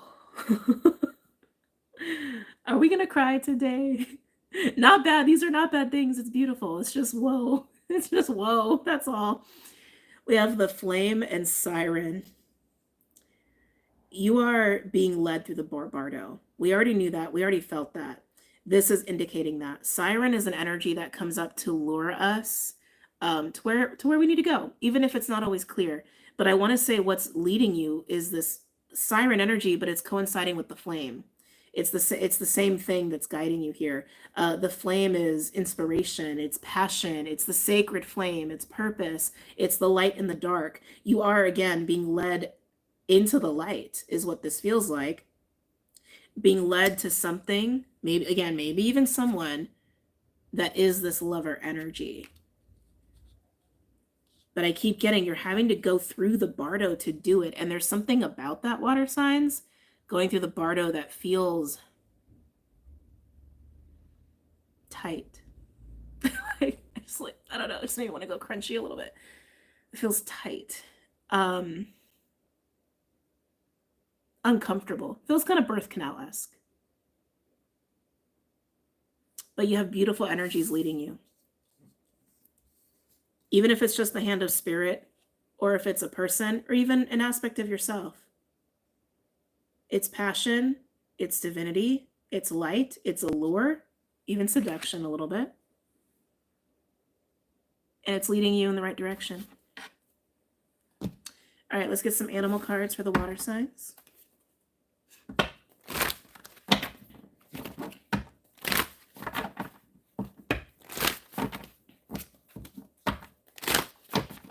For Cancer, Pisces, Scorpio.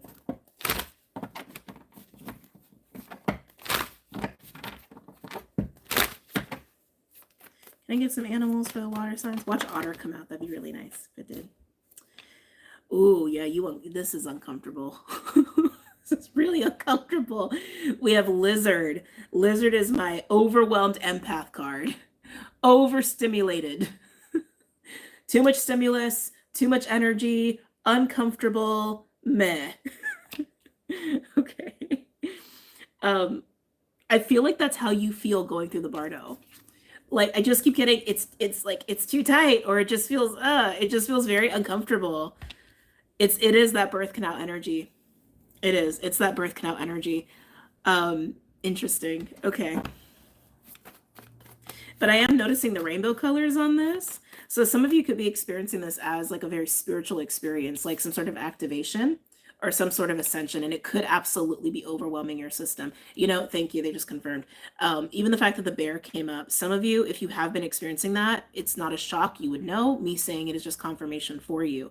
So if you have been experiencing activations or ascension-like symptoms, your body has been going through a lot. It absolutely has. It absolutely has. So be gentle with yourself and allow, I just heard slow seduction. Okay. I don't know what that's about. Allow for these beautiful energies to slowly usher you through. Okay. I do want to say that all of this energy feels like a soft emergence, even if it feels really uncomfortable. It's paced, it's tempered, right? Saturn, Aries lessons, temperance. It's tempered, okay? Anything else for water signs? Cancer, Pisces, Scorpio.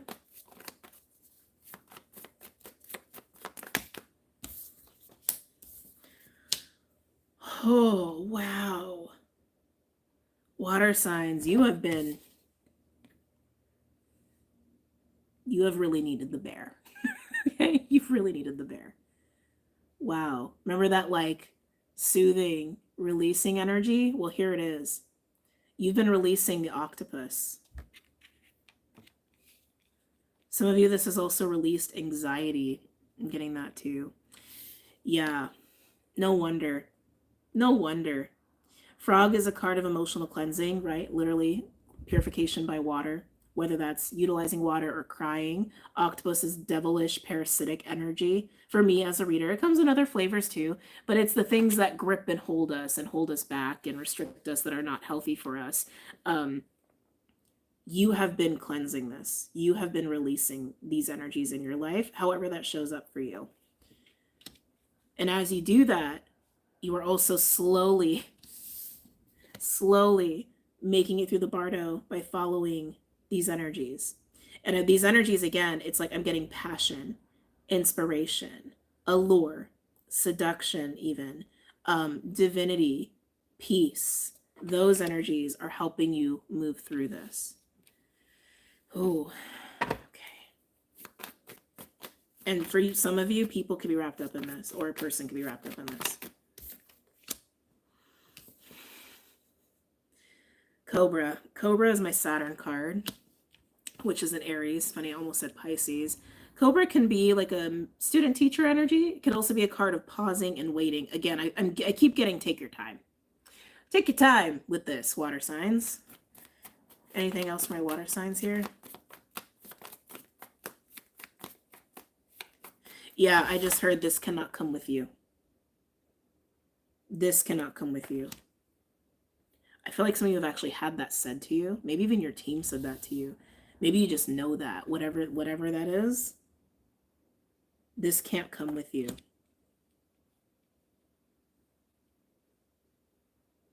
Not gonna lie, some of you I can tell this is difficult. By the way, I also want to say this would not be new. You would have already been experiencing this as I'm reading this. Anything else for my water signs? And there it is. Wow. There it is. There's you finally emerged on the other side, even if it's a slow process. Phoenix was stingray. Phoenix is the root chakra. Phoenix comes out when it is a rebirth. It is a kundalini rising. It is a rising from the ashes, right? Born anew. With strength, a lot of strength here. I'm hearing born in light. Interesting. Born in light, born in divinity. But Stingray, I mentioned this before. Stingray is my King of Cups card. It is emotional and spiritual maturity. This is you on the other side. This is you as you are, hold on, as you are traversing, shedding, letting go, all the things. What cannot go with you? Yeah, even with Cobra being in the middle, this just feels like the eyes of spirit watching you in your process and basically being very clear. Like, you want to go through on the other side, you need to let these things go. And this is you on the other side. Strengthened, renewed, and then golden heart on the bottom. A very happy heart chakra in store for you there. Okay, let's go ahead and get into the signs. Starting with Cancer.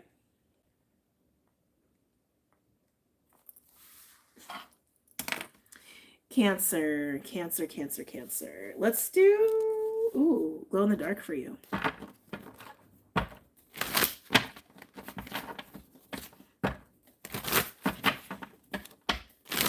Cancer. Any messages or insights for Cancer?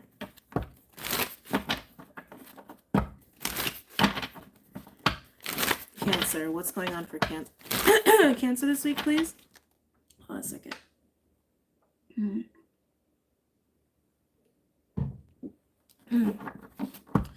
Cancer.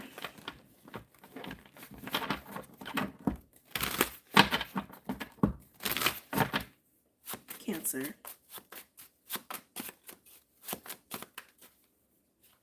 Whoa. Okay. Starting off strong, Cancer. We have the Ace of Pentacles and the Two of Wands. Again, the theme of the week. You know what you want. You know what you want. You're looking at some sort of new beginning. That's what this looks like. Some sort of interesting opportunity, whether it's work or money related. The Ace of Pentacles just indicates that it's very much here. very much in the physical. It's not in thought. It's not in feeling. It is on your table, and you are just needing to choose it or not choose it. I'm just hurt. Will you accept the invitation? Ooh. Will you accept the invitation, Cancer? Chariot. Your energy. Ooh, Ace of Swords on the bottom too. So Cancer, as I'm getting into your energy, I'm starting to feel a little like lit. Like I'm feeling like, I just feel like there's a lot of energy coming in a little bit. Sorry, that was so Gemini of me. I'm starting to feel higher frequencies flood, like starting to stir as I'm getting into your energy. You could have a lot of excitement or nerves about this. This does feel like an invitation of sorts, whether it's spirit inviting you or it's a physical person inviting you, but it's on the table, it's tangible, it's real, and you see it, you are looking at it. But when the Chariot came out, again, speaking to the overview for water, Chariot can be a card of ascension. The Chariot of the Merkaba, right? Which could be flooding your system and also overwhelming you. So I'm just seeing that in confirmation for some of you. Whatever this invitation is, it stirs you. It stirs you. But are you ready for it?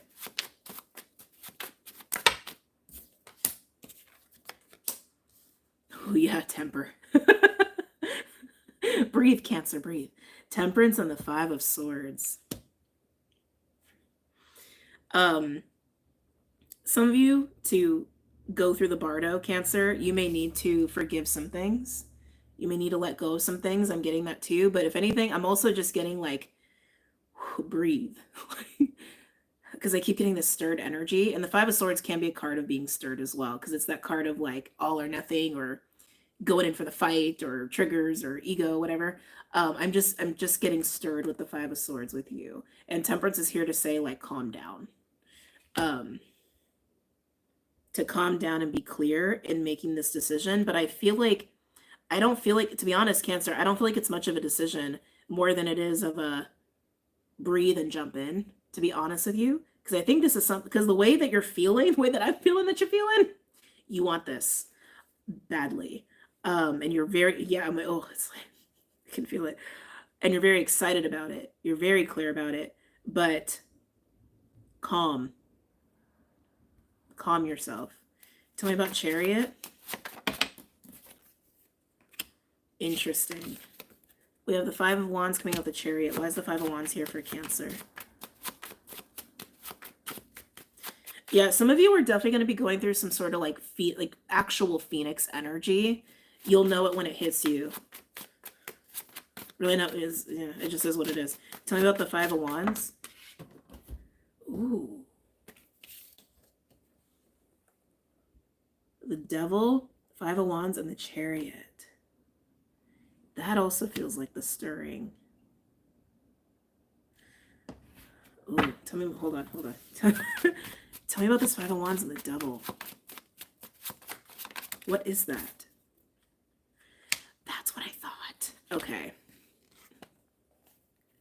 So Cancer, you got the Two of Cups. It's actually one of your cards. It's Venus, Cancer. So I was already feeling that you really want this, okay? Whether Spirit is presenting it to you or a physical person is presenting it to you. But to have the Five of Wands with the Devil and the Two of Cups here, that doesn't feel like toxic to me.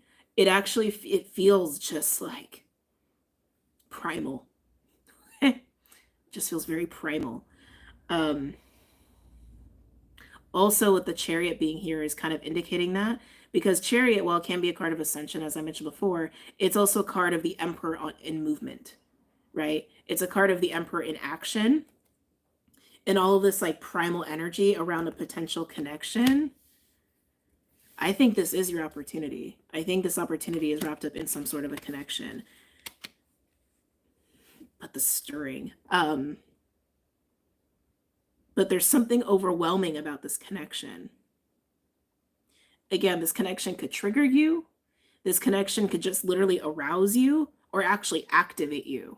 This is feeling like a spiritual connection. I'm here. Yeah, Cancer. I think this is a spiritual connection.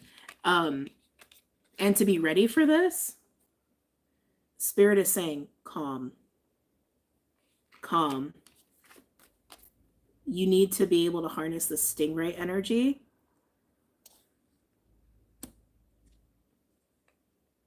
To have that spiritual and emotional maturity about it.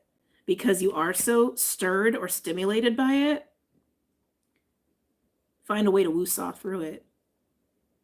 I feel like I said, I feel like it's just really indicating like the intensity of like the spiritual component of this with you. But you want it.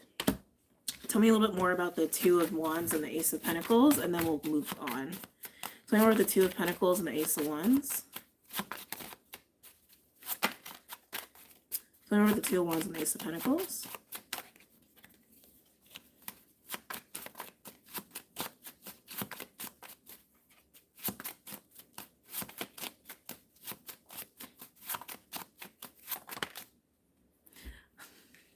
Yeah. Yeah. 10 of Cups. You want this. You want this bad. And if there's a person like offering this to you, they want it just as bad. Interesting. Page of Swords on the bottom with the Queen of Pentacles. If someone's making you an offer, they've had their eye on you for a while. Whoa. Yeah, look at this. Page of Swords. Queen of Pentacles, their eye on you. King of Swords, very, very clear in how they see you. They see you as a Queen of Pentacles. Male or female doesn't matter. They basically see you as hubby, wifey material or someone that's worth getting into a business contract with. And they see you with the Star. Wish fulfillment, blessings. That, oh my God, that they are deserving of as the Emperor. Oh my God, holy shit. And the Hierophant. Cancer. Wow. This is quite a connection. Yeah, and I told you too, that Chariot, that's got that Emperor energy written all over it, and the Emperor is here. So Cancer, you got someone coming in. Maybe they're actually been driving to you. You got someone offering you something. And there's a lot of primal energy here. There's a lot of spiritual energy here. You're stirred. I think they're stirred too. And they look at you like you are just like, you are their wish fulfillment. Whether this is, I feel like this has to be romantic. I don't think this is business. You could do business and pleasure, but it's leading to the 10 of Cups. It's leading to long-term happiness and also commitments here with the Emperor and the Hierophant. This individual could also be spiritual as well. With the Emperor and the Hierophant, that could be like a high priest kind of energy. Wow. Nice. Enjoy that, Cancer. You guys have gotten awesome readings ever since Jupiter went into Cancer. And I told you guys, I was like, just wait. Just wait, Cancer. Counting the days. Let's move into Scorpio. Okay. So, Scorpio. Keep in mind, Jupiter being in Cancer obviously impacts you. Hold on, just saying what deck. But at the end of the week, the Sun and Jupiter will be trining Lilith in Scorpio. I am bringing this up to you because you are Scorpio, okay? I am bringing this up to you because you may feel a little extra spicy, okay? You may feel a little extra sexy. So just choose wisely. That's all I'm getting at. Just choose wisely, Scorpio. This is a week of long-term commitments being made and discussed. So choose wisely. All right, Scorpio. Any messages or insights for Scorpio?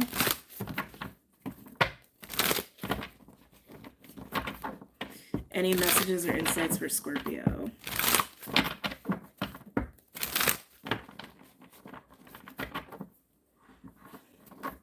Why do I feel like your read's going to be a sex read? I don't know. We'll see. Just wouldn't be shocked. Scorpio. Especially with the new moon being in Cancer. Scorpio, I feel the need to give you, like, I don't know, just fertility disclaimers or something. New moon Cancer is one of those moons. if you're in the age range for that. Okay? And again, all that Cancer yumminess is amping up Lilith in Scorpio. If you don't know anything about Lilith, Lilith is our primal inner desires and deepest fears. She's very sexual. She's also very intuitive. And when she's in Scorpio, that just is that much more. Okay? And Scorpios, you're going to feel that Lilith energy more than anyone else. So just take precautions. Scorpio.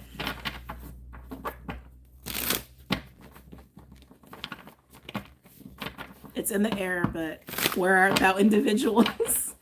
You never know. They could be right around you. They could be in your neighborhood. You never know. Scorpio. What's going on for my Scorpios for this week? Any messages or insights for Scorpio? Okay, so we have 8 of Pentacles. You busy doing something here, Scorpio? Hold on. Let me take one more minute with you.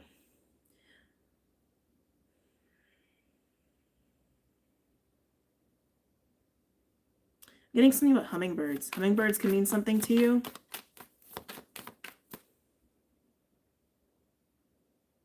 Feel with hummingbird, the hummingbird type energy.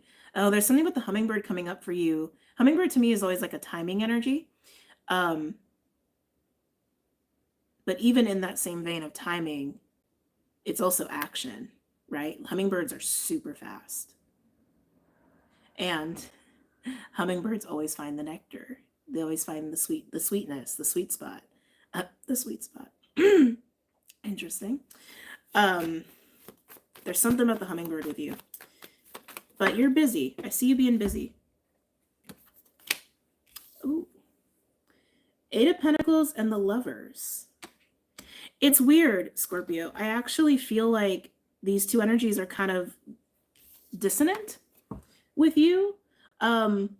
Almost like to embrace the Lovers, you almost have to like reverse that, like get out of that. I feel like you, Scorpio, you've got your focus on something. Feels personal. Could just be work. Could just be your life. Could just be your personal goals. And I feel it's yeah. I'm getting like look up. It's almost like look up, look out, look around, pay attention.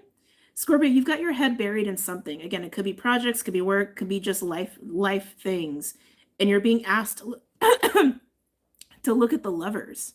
Is what you're being asked to do. Lovers is a card of alignment. It's also a card of choice. It's also a card of spiritually guided relationships, like intense relationships. That's what you're being asked to look at. And I feel like you're actually not looking at it right now. I feel like you're distracted. Tell me about the Lovers for Scorpio.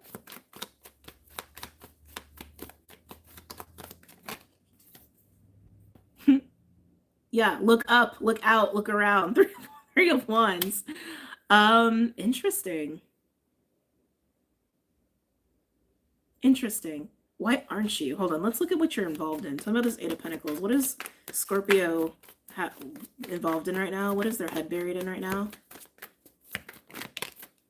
Oh, 9 of Wands.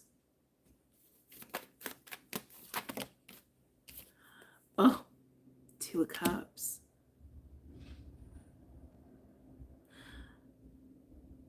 Okay, Scorpio.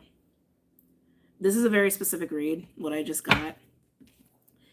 There is a connection in your life around you, but you're trying not to pay attention to it. You're actually trying to ignore it. And Spirit is like, don't. Spirit is like, do not ignore that connection. Look at that connection. Even like with the Lovers, right? It's like, it's interesting. This Lovers card is different than the normal Lovers.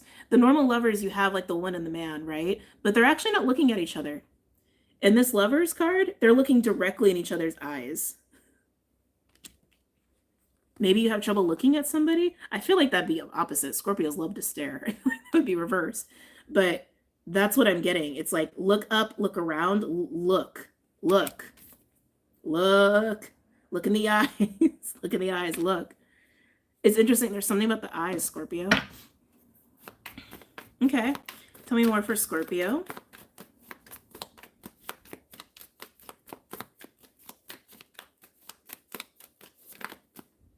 Wow.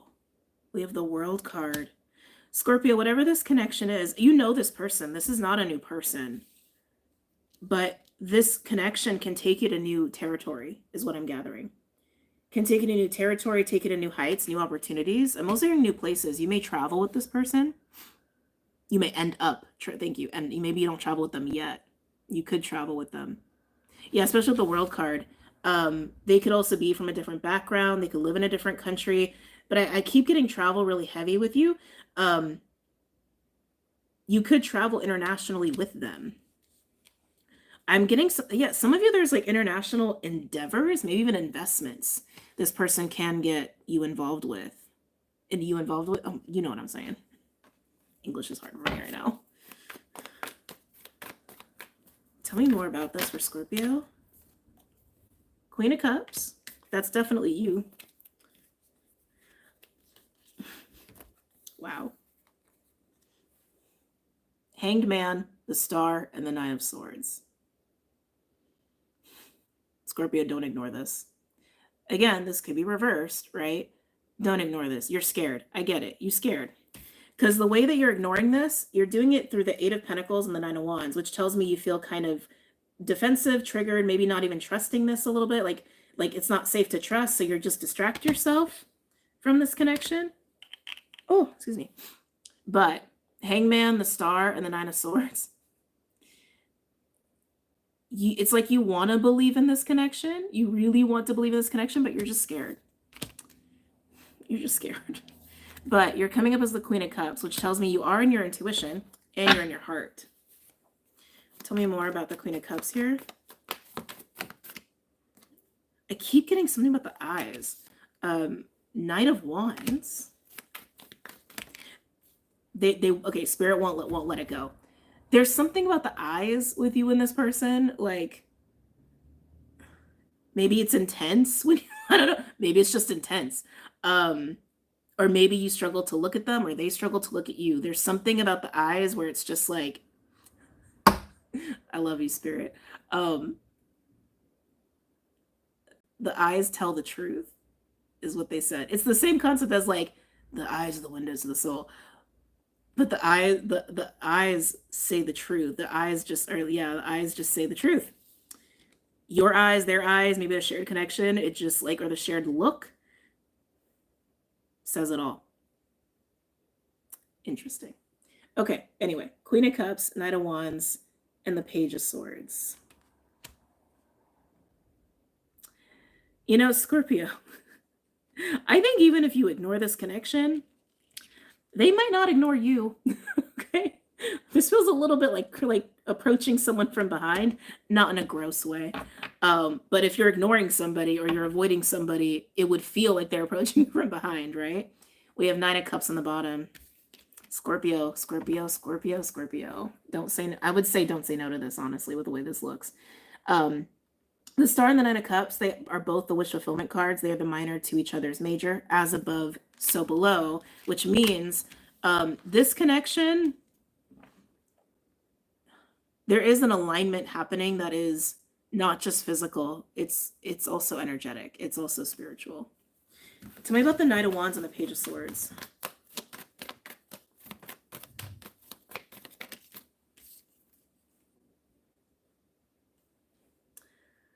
I also see the Empress peeking out. We have the Ten of Pentacles. Yeah, Scorpio, even if you hide in your I know you guys are good at hiding. Trust me, I know. Saying the Scorpio. I know you're good at hiding. I don't think you can hide from this person. I don't think either of you can actually hide from each other, really. Not really. The Ten of Pentacles being here with the Page of Swords and the Knight of Wands, this energy around you, they have the Ten of Pentacles in mind. They have long-term in mind, investments, plans, whatever. Yeah. Couple final cards and we'll move on to Pisces. No, literally is so inevitable and undeniable. Yeah. Wait, hold on, Julie. Kate, be careful. First night and he's love bombing you. That's too soon in my book. Yeah, I mean, I feel like our tribe has had so much experience with love bombing. We should be able to recognize it by now. Like, yeah, if you like have only known them for like a day and they're like, I miss you. I miss you so much. No. It's like, you don't know me. No. Anyway, final cards for Scorpio regarding this reading. Final cards for Scorpio. Whoa. Wow. Scorpio, Wheel of Fortune and the Knight of Swords. You can hide, you can run, but they're going to find you. They're going to find you and they're going to say something to you. Okay? Oh, okay. I see you, Scorpio. Oh, okay. I see you. I see why you're freaked out. So on the bottom, we have Queen of Pentacles, you, with the 10 of Swords, 3 of Pentacles, come here, 10 of Cups, and the Ace of Cups. This is what you're battling with within yourself. This is why you're scared. You've been betrayed a lot. You've been hurt a lot. I get it. I get it. With the 3 of Pentacles, the 10 of Cups, and the Ace of Cups, it's giving that feeling of promises, and like hopeful situations that just ended up really hurting you. So I get why you're like, I don't know if I can trust this. You can trust this though. I like the Star, Lovers. You can trust this. It's the season. It's the season for it. It's the week for it. But you know, discernment as always. I'm just a reader. All right, Pisces.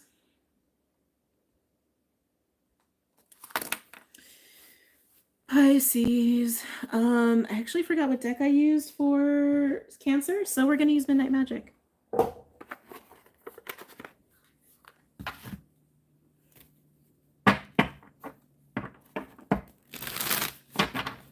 Pisces.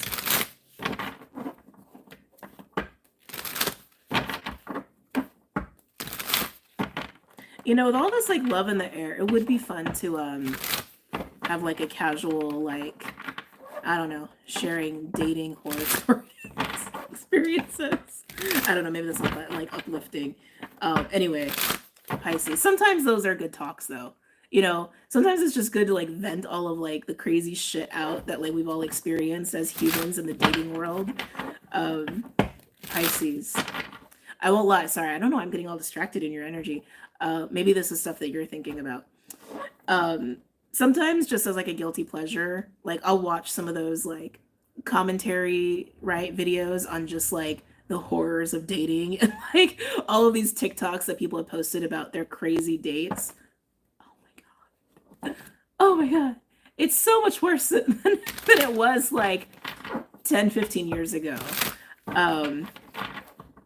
So much worse. Anyway, I'm older, but a girls sleep over and hang out would be amazing. I was on a podcast not so long ago sharing a bad dating story. We all got one. Everyone's got one. And if you don't, you are so fortunate. You're so lucky.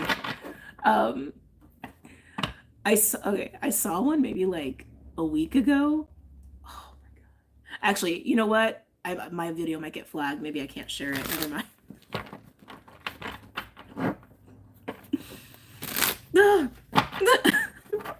As I was watching it, I was like, my jaw was like open in horror as she just like kept going, and I'm like, oh my God, it gets worse. Oh my God, it gets worse.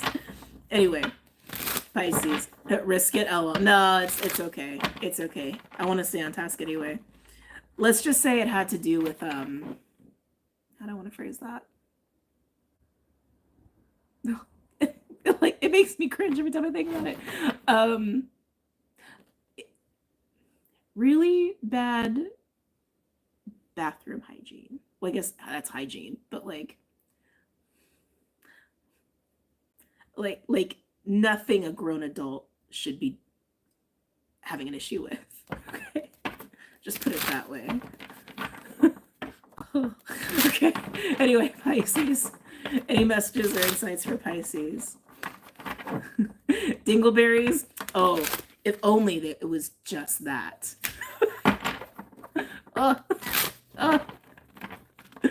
And she stayed the whole date, like seeing what she saw. Like she stayed the whole date, and I'm just like, oh my God, I couldn't. I couldn't. I don't think I could function in that space.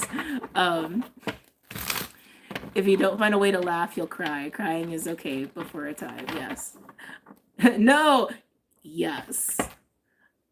I still couldn't believe it when she first. Okay, I'm like, I'm telling you the story, but I'm like, I'm not telling the story.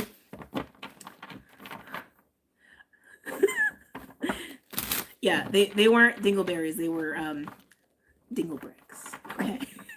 Oh God. Anyway, Pisces. Pisces. Why is this coming up in your reading? Pisces. Any messages or insights for Pisces? Oh. I know. Pisces. Sorry, Pisces. I know we kind of hijacked your reading here. Pisces, we're starting with the Five of Swords with you. Why do you got the Five of Swords, Pisces? What's going on with you?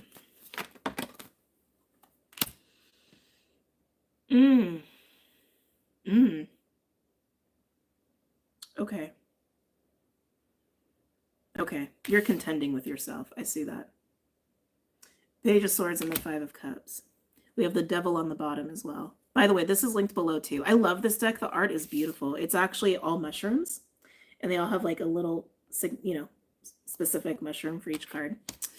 But that's what I'm looking at with the Five of Swords and the Page of Cups. It's like you're in your heart space and you're contending with just some like triggered emotions, crunchy feelings, and you're just trying to get clear about it. And again, Devil being on the bottom here confirms that.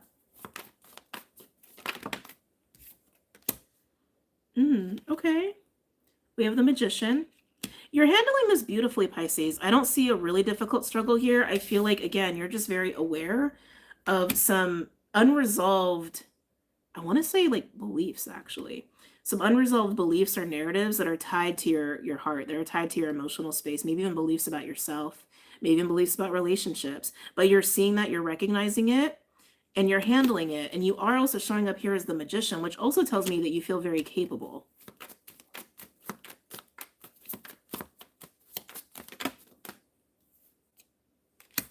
Wow. Yeah, look at you. Magician and Hierophant. Yeah, again, you're handling this really beautifully. You're leaning into your faith for this. You're leaning into your spirituality for this. Tell me more for Pisces. Strength coming through. Confidence, willpower. There's really not much else to say. This feels like a very solo internal experience here. Tell me about strength for Pisces.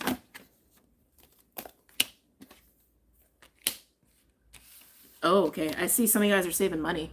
Strength with the Ace of Pentacles and the Four of Pentacles.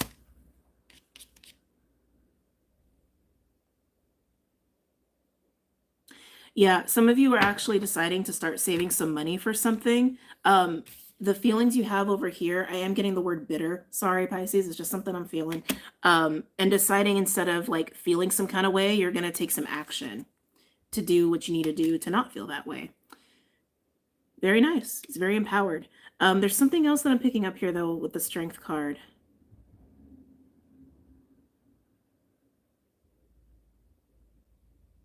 Yeah, I just keep getting it's like the way you are actually resolving this is just by taking action, right? But in the action you're taking, I'm also getting too, for some of you, you're keeping it close to your chest until it's the right time for other people to know, or keeping it close to your chest until it's the right time to, yeah, just tell people about it or have people be aware of it. That's interesting. I want to get a little bit more on that. Talking about the Ace of Pentacles. Because it's your ticket to happiness. Ten of Cups. It's your ticket to happiness. It's your ticket to, some of you, maybe even a long-term relationship. But like, all of this feels very internalized, though. Tell me about the Five of Swords. Let's look at these feelings you're contending with. Because it does. It feels like a little bitter, a little irritation, a little bit like, what the F is kind of how it's feeling. Tell me about the Five of Swords. Yeah, death. I mean, we knew you were transmuting the energy. Yeah, it's like they don't even want me to get deeper into it. Yeah, from the Five of Swords to the Six of Swords. So again, you're transmuting it very quickly, but by taking control over the situation and being proactive. Okay. Tell me about Magician and Hierophant. Ooh. 4 of Wands with the 6 of Wands. All right. So Pisces, I am just going to say it. Ace of Pentacles with the 10 of Cups and the Hierophant and the 4 of Wands. Traditionally, that's like all the indications of like marriage. This doesn't have to be a marriage. If anything, it could be a marriage to yourself, right? It could be a marriage to your own devotion, to, you know, your own faith, or to what makes you feel secure and safe. I see that too. But if you have some like crunchy feelings about somebody, I feel like you've just been internalizing it and not doing anything about it. And so your conclusion may be to actually do something about it. And that could be to have a conversation, especially with Death and the 6 of Swords. That's like making peace and forgiveness, right? And that could even be to cultivate something, to make an offer at some point in time. But no matter what the solution here is, you're taking control over it, over your own life and over your own feelings by taking action. And again, you may keep this close to your chest until it's the right time for other people to know what you got going on. Okay. Yeah, I keep getting this starts with a feeling of something's not fair. So you're going to get your own justice here. Okay. Let's move on to the final element. Let's move on to air. I almost want to finish that story I was telling. Oh my God. Oh, may that experience never find me. I don't know what I would do in that situation. I would just want to, I would really just want to leave. And she was like, she actually was like kind of cool about it. Like, she stayed the whole time, but then afterwards she like called and was like, look, this ain't gonna work. This is what I saw. And he acted like it was nothing. He acted like it wasn't a problem. That's a problem. That's a problem. If you're coming on the timestamp and you don't know what the hell I'm talking about, we had a whole little side conversation at the beginning of Pisces.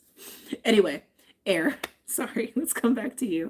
Let's pull some archetype cards. I know what story you're talking about. I'm sure. I think it went viral. Has Earth already been done? Yeah, air is the last one. Air is the last one. Acted like it was nothing. I can't. A grown-ass man. No. So someone awry in your journey. If that's a problem for you. No. As told by Winter? No. It was just on him. On a date, no less. Thank you, Alroy TV, for clarifying for me. I was like, my mouth was open. I was literally like, no, like as I was watching this. Anyway, air. Gemini, Libra, Aquarius. Oh, scary. Gemini, Libra, Aquarius. What's going on for my air signs this week? Not taking those. It didn't feel right. Oh, what's going on for air signs this week? I'm glad I'm making you guys laugh, though. What's going on for air signs? Ooh, air. I like it. You have the animal coming out here. All right. Primal, instinctual. Ooh. We have the nectar. It's giving me sexual healing vibes. Huh. You know, it's actually giving me that hunter energy a little bit too, that I've been talking about with Mars and Virgo. You could also have some prominent Virgo placements, and maybe you're feeling that Mars energy. But animal with nectar, yeah, it's this feeling of like gut instinct, almost like you can like, again, primal energy, like you can smell it. The nectar. Nectar is healing. Nectar is soothing. Nectar is like, it's the little pleasurable things, right? But I'm getting it's more about like soothing and healing, something that feels right in your soul. You can see it, you can feel it, you're being called to it. I keep getting, again, hunter. It's like your senses are locked on it. Are you a wolf? I don't know, maybe you are. Your senses are locked on this nectar.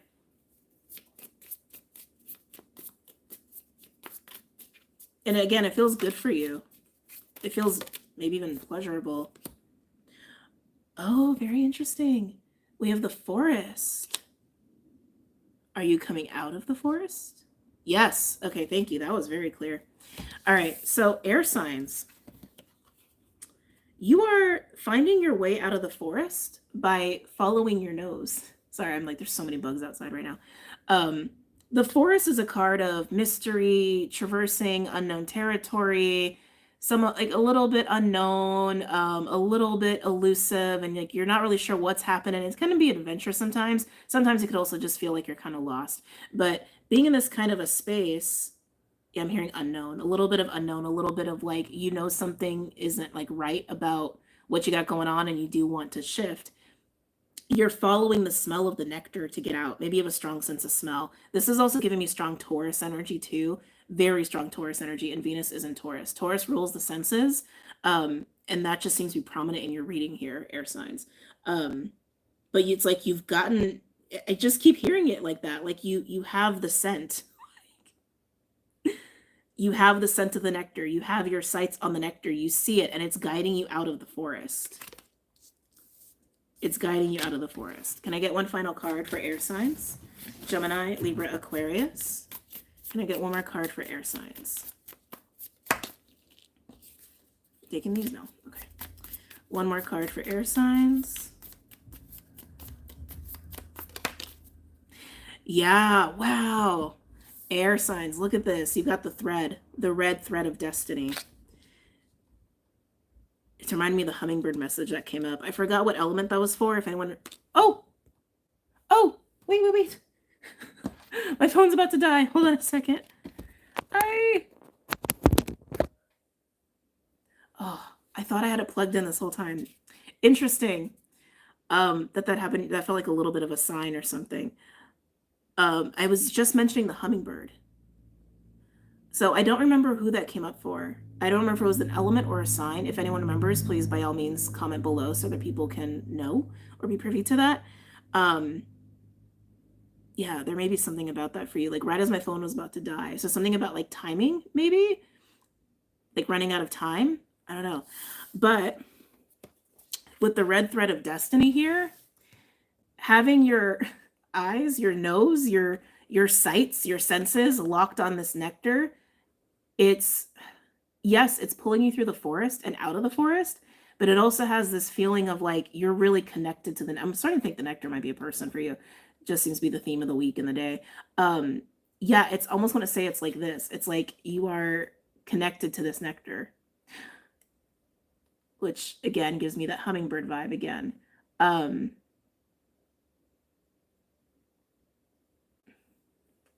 You guys know I'm not a reader that likes to say, oh, it's fate. That's kind of how it feels. It's kind of how it feels. Let's get some animals out here.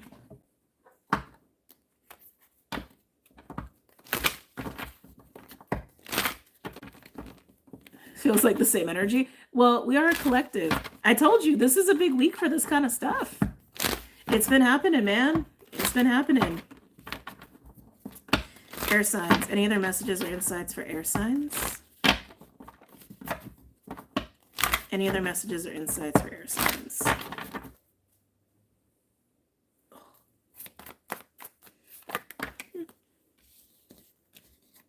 Oh, air. We have mouse and shark. Are you not feeling okay? Whew. This feels like anxiety. This feels like anxiety. That feels like anxiety, danger of unknown, danger of what's happening, what could go. It's like it almost not quite frantic, but it's definitely like frazzled and anxious. I feel like this is how you're feeling in the forest.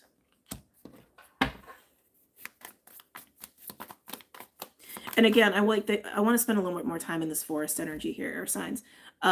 Just to reiterate, to make it clear, forest comes out when we are in a mode of discovery, but with that comes mystery and unknown and sometimes dangers even.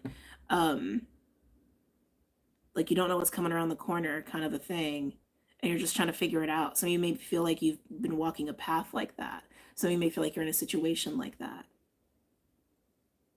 And maybe it's been going on for a long time, but it's like there's something about this week where your anxiety about it is really high. but this nectar is like pulling you out. Thank you. To connect with the nectar, you need to get into your primal senses. Interesting. You need to get into the animal. You need to get in your lower body. You need to be present. Anything else for air? So we have Black Egg, the throat chakra card, expressing the unexpressed. We also have Elephant, which is breaking down barriers and obstacles and blockages.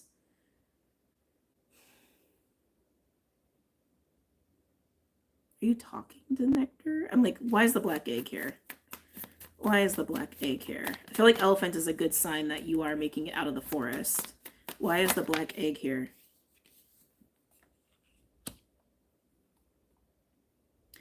I just keep getting these messages like trust your senses and your senses. With Black Egg, we have Bat and Fox. Almost said Wolf. Wolf keeps coming up in your reading. Wolf is probably prominent for you as a synchronicity. So I would just, sit with that, marinate with that, do with that what you will, if it resonates. But Fox is a card of intelligence. It's a very cunning energy. It's also a trickster sometimes, but it's also one of the partner cards. It's somebody who is very reliably intellectual. Okay, that's what I want to say. Bat usually comes out when we're going through a bit of a transformation of some kind, some sort of transition here. But the transition is about truth. The transition is about communication. Your reading just got even more elusive.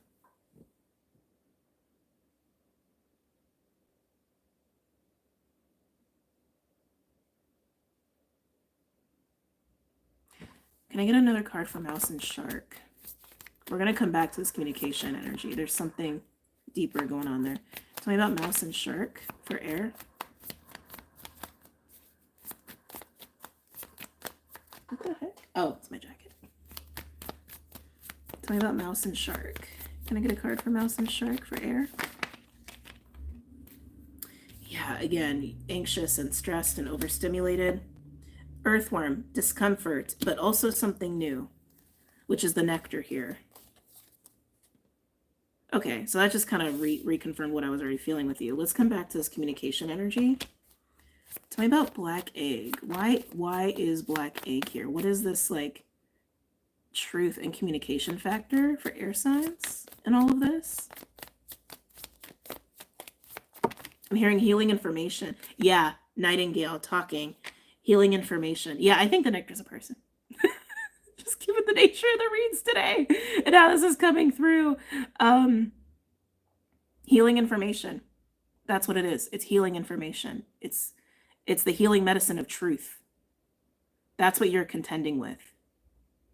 That's what's going to help you get out of the forest. Healing information. Healing medicine of truth. And for some of you, exchanging that truth with somebody, probably someone who comes through as nectar for you. Can be reversed or vice versa. And look what's on the bottom. Hummingbird. In this deck, hummingbird is a burst of positive energy. Usually is an indication that things are going to go in a really positive direction.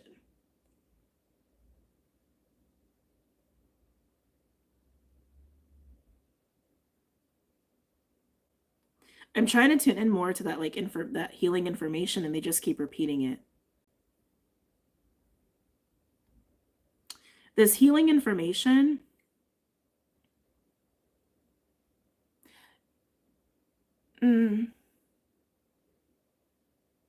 this could be information you've actually been running from, which may have also been contributing to this feeling of being in the forest and overwhelmed and anxious. And what's going to happen, what's going to happen, what's going to happen. Some of you have been running from a truth. Not all of you, but some of you have. All right, let's get into the signs. Let's do Gemini.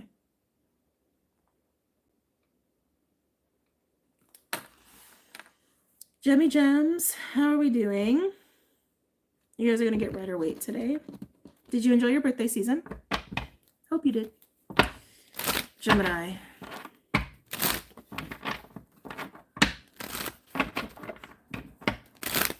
Any messages or insights for Gemini? Gemini. Oh.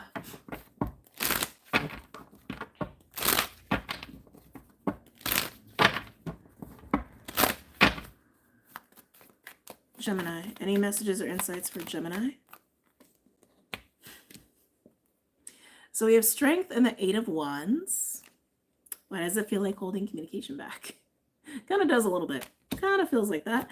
Tell me about the Eight of Wands for Gemini. Oh. Okay. Gemini, you've been holding back.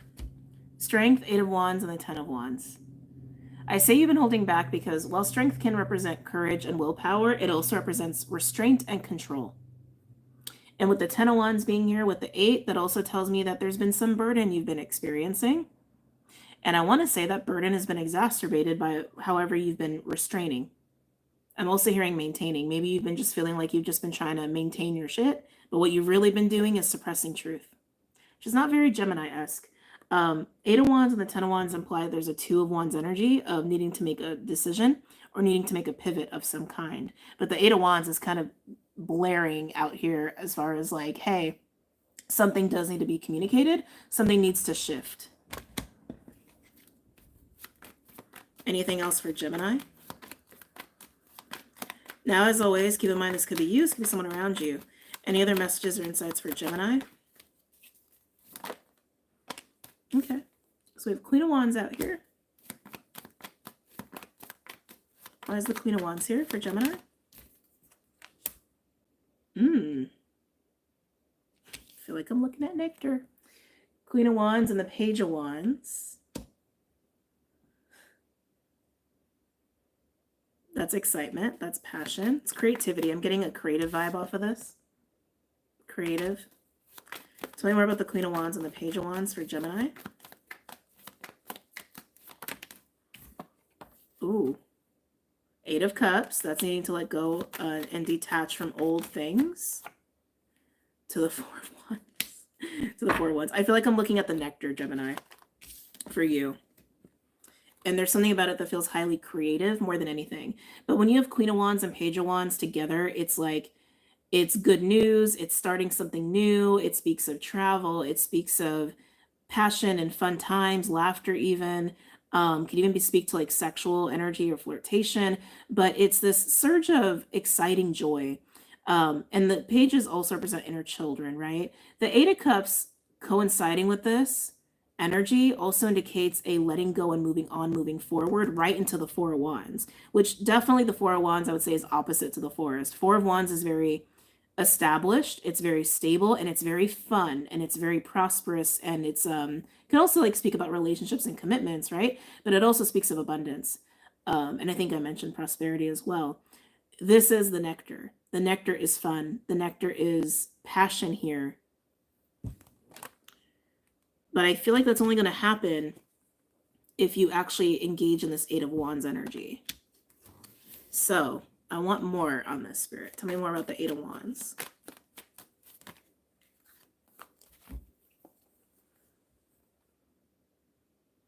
You got to let go of something, Gemini. That's something that keeps coming up. The 8 of Cups showed that. But now we have the 10 of Swords, the Queen of Pentacles, the World, and the Lovers. It's time to let go of something. And it seems like the way to let go of it is to talk about it. But whatever it is you need to let go of, it's that 10 of Swords that's attached to you as a Queen of Pentacles. And when you let it go, you get the World and the Lovers. Things open up. Things really open up. And actually, there's also a nice alignment that you will be moving into because the Lover speaks of alignment. So they're being pretty vague here, Gemini, about what you got going on, but the overall message is pretty clear. Let go of what is making you feel so weighed down. Let go of this 10 of Swords energy, whatever that is for you, and let yourself be free. Let yourself be free to have fun and to play. Maybe even get close to some people with that 4 of Wands energy too. But it's time to let something go. And it seems like speaking on it is the most helpful way for you to deal with this. Okay? All right, Libra. Your girl's starting to get tired over here. Last two signs. Actually, I'm gonna do Midnight Magic for you guys. Libra. Ooh, yeah, it might be time to go for a walk. Libra. Oh, the candle just went out too. Yeah. I can even feel spirit going like, come on, let's get there. Libra. Any messages or insights for Libra for this week? Any messages or insights for Libra this week?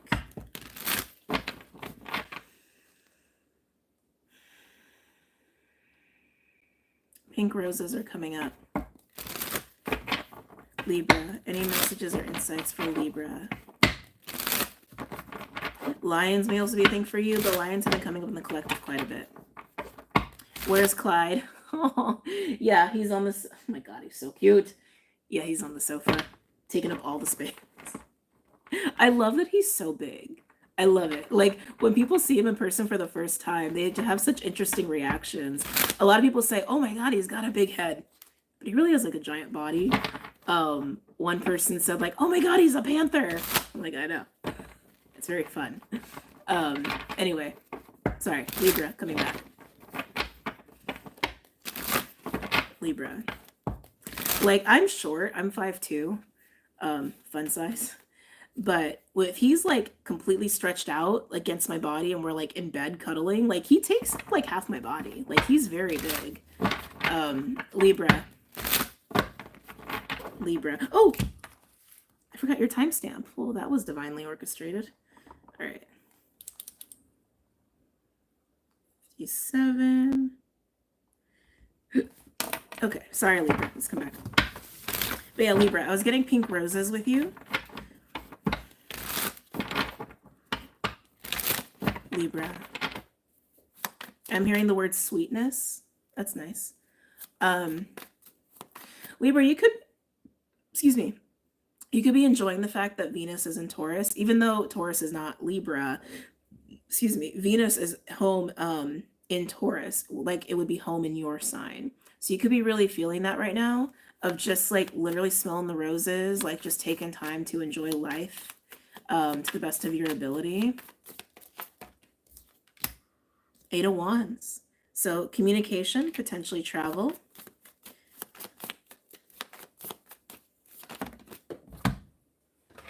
Come here. Oh, I see. 5 of Cups. Okay. I think this is why you're taking some time to enjoy life in ways that you can here, Libra. The 8 of Wands and the 5 of Cups. This just feels like sadness and disappointment, potentially around a conversation. A knowing is actually what I'm hearing. A knowing. Maybe this came there as a download.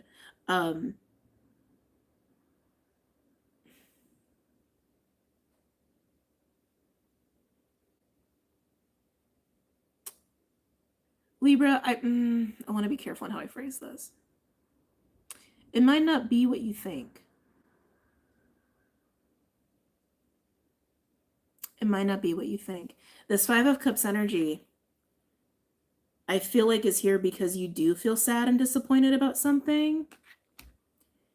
I'm not saying it's not real. I want to make that clear. I'm not saying it's not real. But I feel like whatever that is, I think is something that probably has resided in you. And I feel like it's just been stirred. So I just want to say be cautious to not project that onto anyone or anything. I'm trying to think of another way to phrase this. It's just weird how I'm feeling it. Like you could be triggered. You could be triggered in some way and it's making you feel sad and disappointed. I just keep getting, for some of you, it's like it's not quite what you think it is. Like maybe you've made some assumptions here because of how you've been triggered or how you've been stirred in your sadness. But I do keep getting this vibe of like, you know, I'm going to go to my favorite park. I'm going to go to my favorite coffee shop. I'm going to like make my favorite meal. It's like I'm getting like little ways that you are like giving to yourself, like little ways that you're like making yourself feel good. I feel like the knowing I'm picking up on, honestly, has more to do with you than outside influences. Let's keep going. Maybe you feel like you're missing out on something. I'm getting that too a little bit. Like some of you may feel like you've actually had to miss out on a trip or some sort of experience. Anything else for Libra?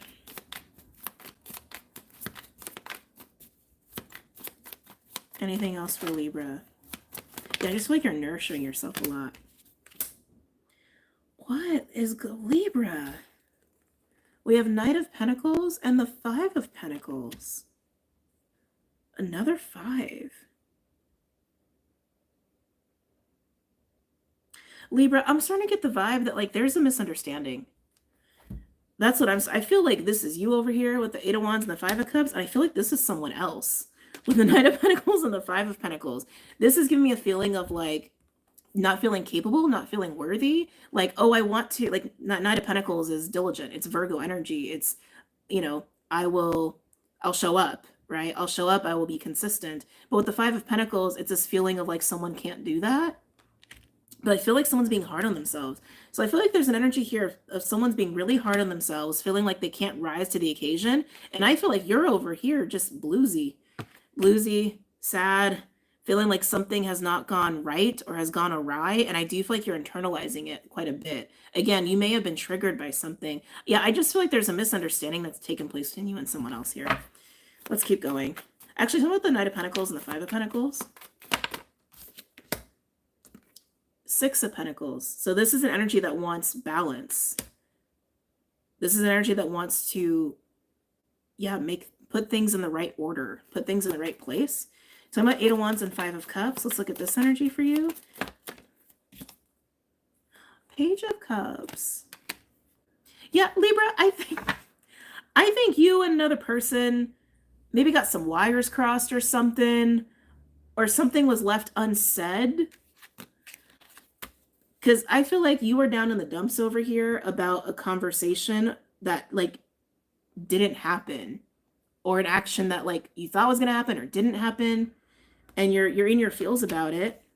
And this person is over here all in pentacles, all in this realm of like, what can I do? And integrity and honor, right?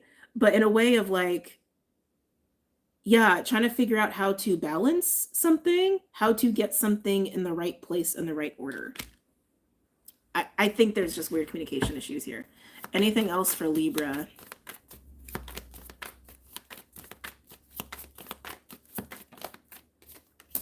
Okay, so we have Page of Wands. Why is the Page of Wands here for Libra? I feel like something's left unsaid. That's what my intuition's telling me about this situation. Something should have been said and it wasn't said. Tell me about the Page of Wands for Libra. Could have been an action. I feel like it's communicative. Yeah, Page of Wands with Judgment. So Spirit's going, the right thing here is the Page of Wands. The right thing is communication and action. And then we have the Ace of Wands here to act from, how do I want to say this? To act from Spirit, actually. Yeah. To act from Spirit, to act from what is desired in this situation here. I think y'all just need to talk. Y'all just need to talk. Anything else for Libra here around Page of Wands and Judgment?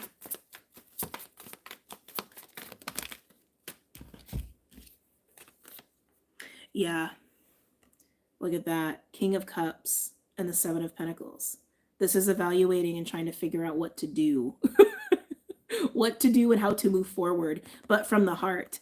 Iana4, I think I'm saying your username right. Thank you so much for the super chat. I really appreciate that. Thank you. Yeah.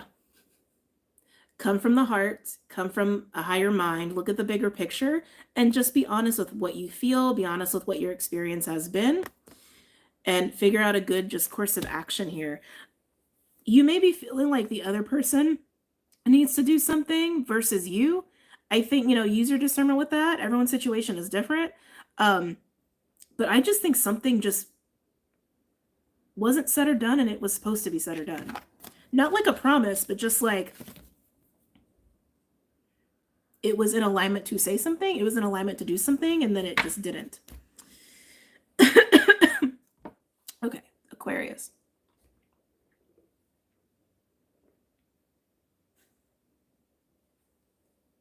Anyway, sorry. Last but not least, Aquarius. Let's get into the unicorns. So Aqua, you guys have had some interesting reads like the last week or so. I think the last 2 Aqua reads I did, don't remember if it was YouTube or Patreon. You know, you guys know how I do. I flow. I think you had 2 love reads back to back, like really intense love reads back to back. But let's take a peek. Again, it's the season for it. Aquarius. Any messages or insights for Aquarius this week? For Aqua's highest good? Any messages or insights for Aquarius?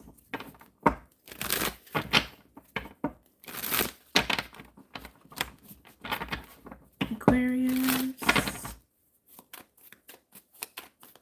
Any messages or insights for Aquarius, please?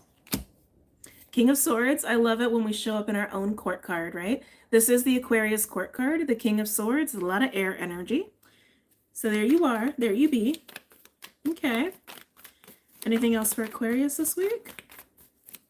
Getting frogs. Something about frogs. Could be synchronistic. 2 of Pentacles. Decisions and balance. What's going on with this 2 of Pentacles for Aquarius? What's going on with this 2 of Pentacles for Aquarius?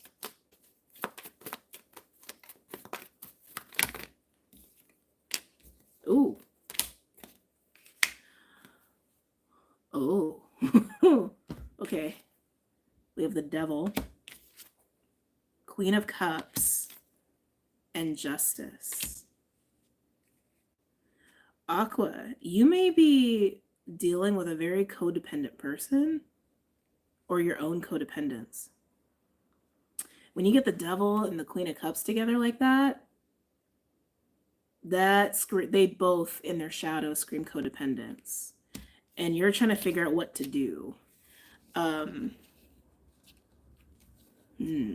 Interesting. Again, could be your own. It could be your own. You could be really attached to somebody and you're like, what do I do about this? I'm too attached. Or they are way too attached to you and you don't know, you're trying to figure out the best course of action. And I want to say too, with Justice, it's like you just are trying to make things right. You're just trying to put things in the right way. Karmically balanced, if you will. Tell me about actually, let me get a card for the King of Swords. Can we clarify the King of Swords over here? Oh, yeah. Aqua, we have the 10 of Swords here. So wanting to put an end to this codependent energy, right? Your own or someone else's. We do have the 9 of Cups here as well. Okay. Tell me about Justice. What does Justice look like here for Aquarius? Oh, well, that's nice. Page of Cups. Honesty. Emotional honesty. We like to start out that way. Tell me more about Justice and the Page of Cups.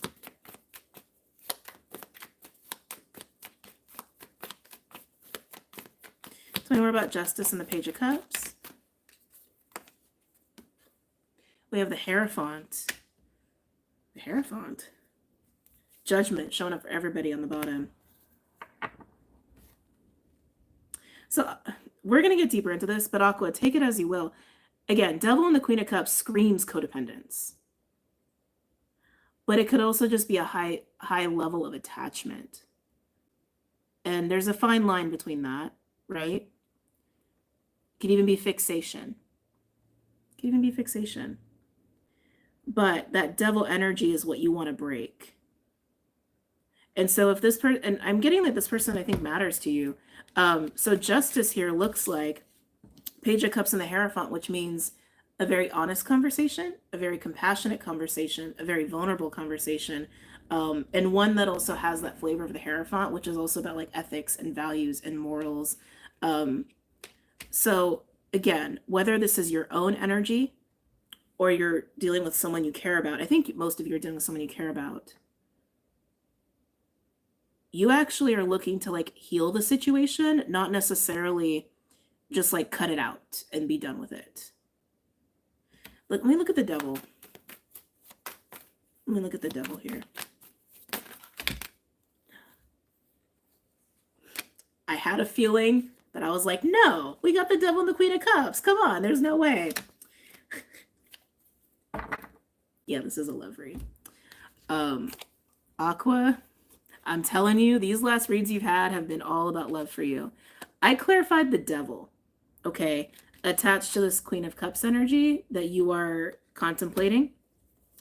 And we got the 10 of Cups on the devil. So we got a couple other cards here. We'll get to it. Let me just tell you from a tarot reader's perspective, okay?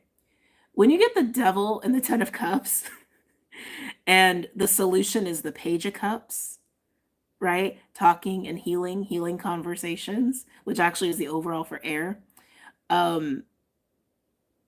This is being so caught up.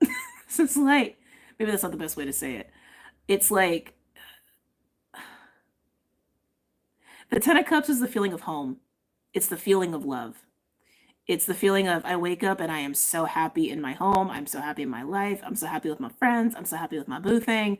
That's what the 10 of Cups is. It's feeling so happy with the state of your life and everyone in it and everyone you share it with. When you have the devil there in the context of Queen of Cups and Page of Cups energy, and Justice, no less, and Justice, there's other cards here that I'll get to in a minute. It's not that it's toxic, it's just that it's so... word here. I'm like, I'm out of words. Maybe you're out of words with this person too.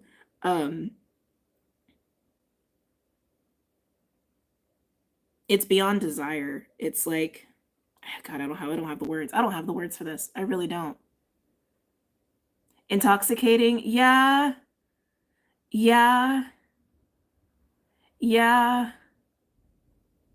You basically look at this person with the 10 of Cups and the devil, but not in a way of like, this is poisonous to me. It's in a way of like, this makes me happy, but there's something about the situation that it could be more harmonized. It could be more harmonized. I'm curious if we clarify the 2 of Pentacles. Obsessive?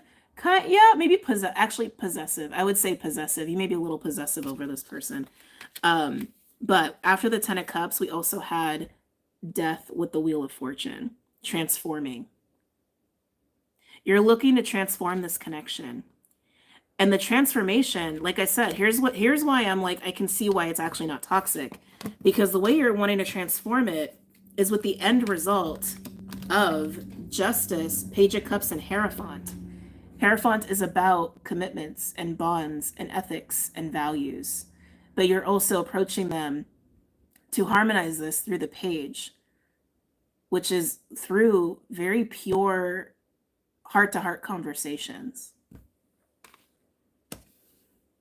I'm going to look at the 2 of Pentacles, though. I'm very curious. Tell me about this 2 of Pentacles energy.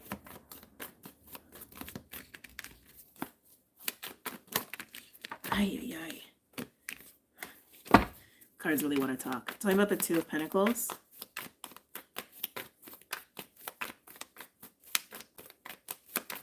Tell me about the 2 of Pentacles.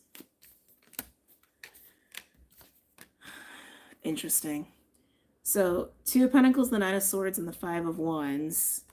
You struggling with this. You really struggling with this. But what is the core of the struggle?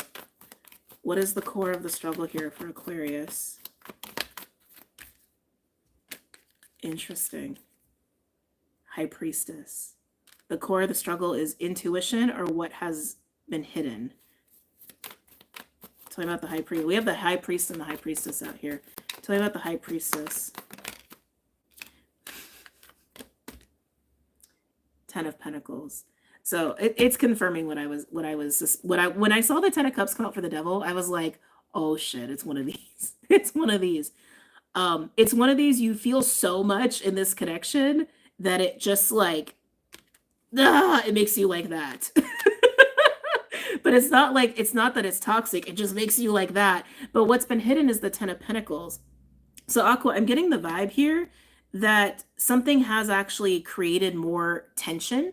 Something's been like creating more devilish energy in the way of like, of that, of, I don't know how else to explain that. And what has been exacerbating that is what's been hidden. And what's been hidden is the Ten of Pentacles. So let's get a little bit more of a cue on that. Tell me about the Ten of Pentacles here. Oh my God, Hermit energy. So contemplation of the 10, contemplation of future. So Aqua, yeah, as we get deeper into this, it's like you made me work for this reading. I was like, I saw you. You made me work for it. However this person shows up in your life, they make you really happy. But there has been this like hidden knowing about the role this person plays in your life. And it seems like this person's playing a huge impact on your life, but it seems like that has not been communicated, or that has not been outwardly known. It's by the High Priestess. It's hidden behind the High Priestess. That is not outwardly known to this person. So that's what you've been struggling with.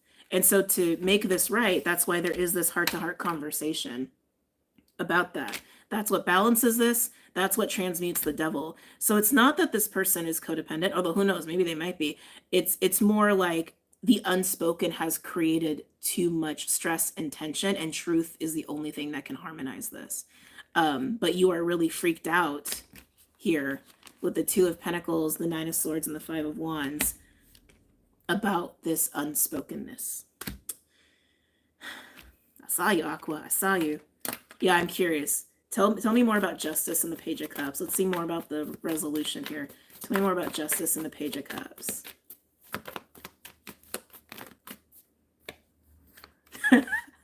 Are you ready? You ready? King of Cups and the Sun. Okay. Got a true pair on the board here. King of Cups, Queen of Cups, and the Sun. Do you see, Aqua? Do you see this? Okay. Yeah. Just have the conversation. Just do it. Just rip the Band-Aid off. Just vomit it out on the table. Like, just get it out there. It's time. Remember, the Wheel of Fortune came out with the Ten of Cups and with death. It's time to transform this by letting everything else be known. See, that was the great one. Yeah, I was like, something's weird here. The second I saw that Ten of Cups, I was like,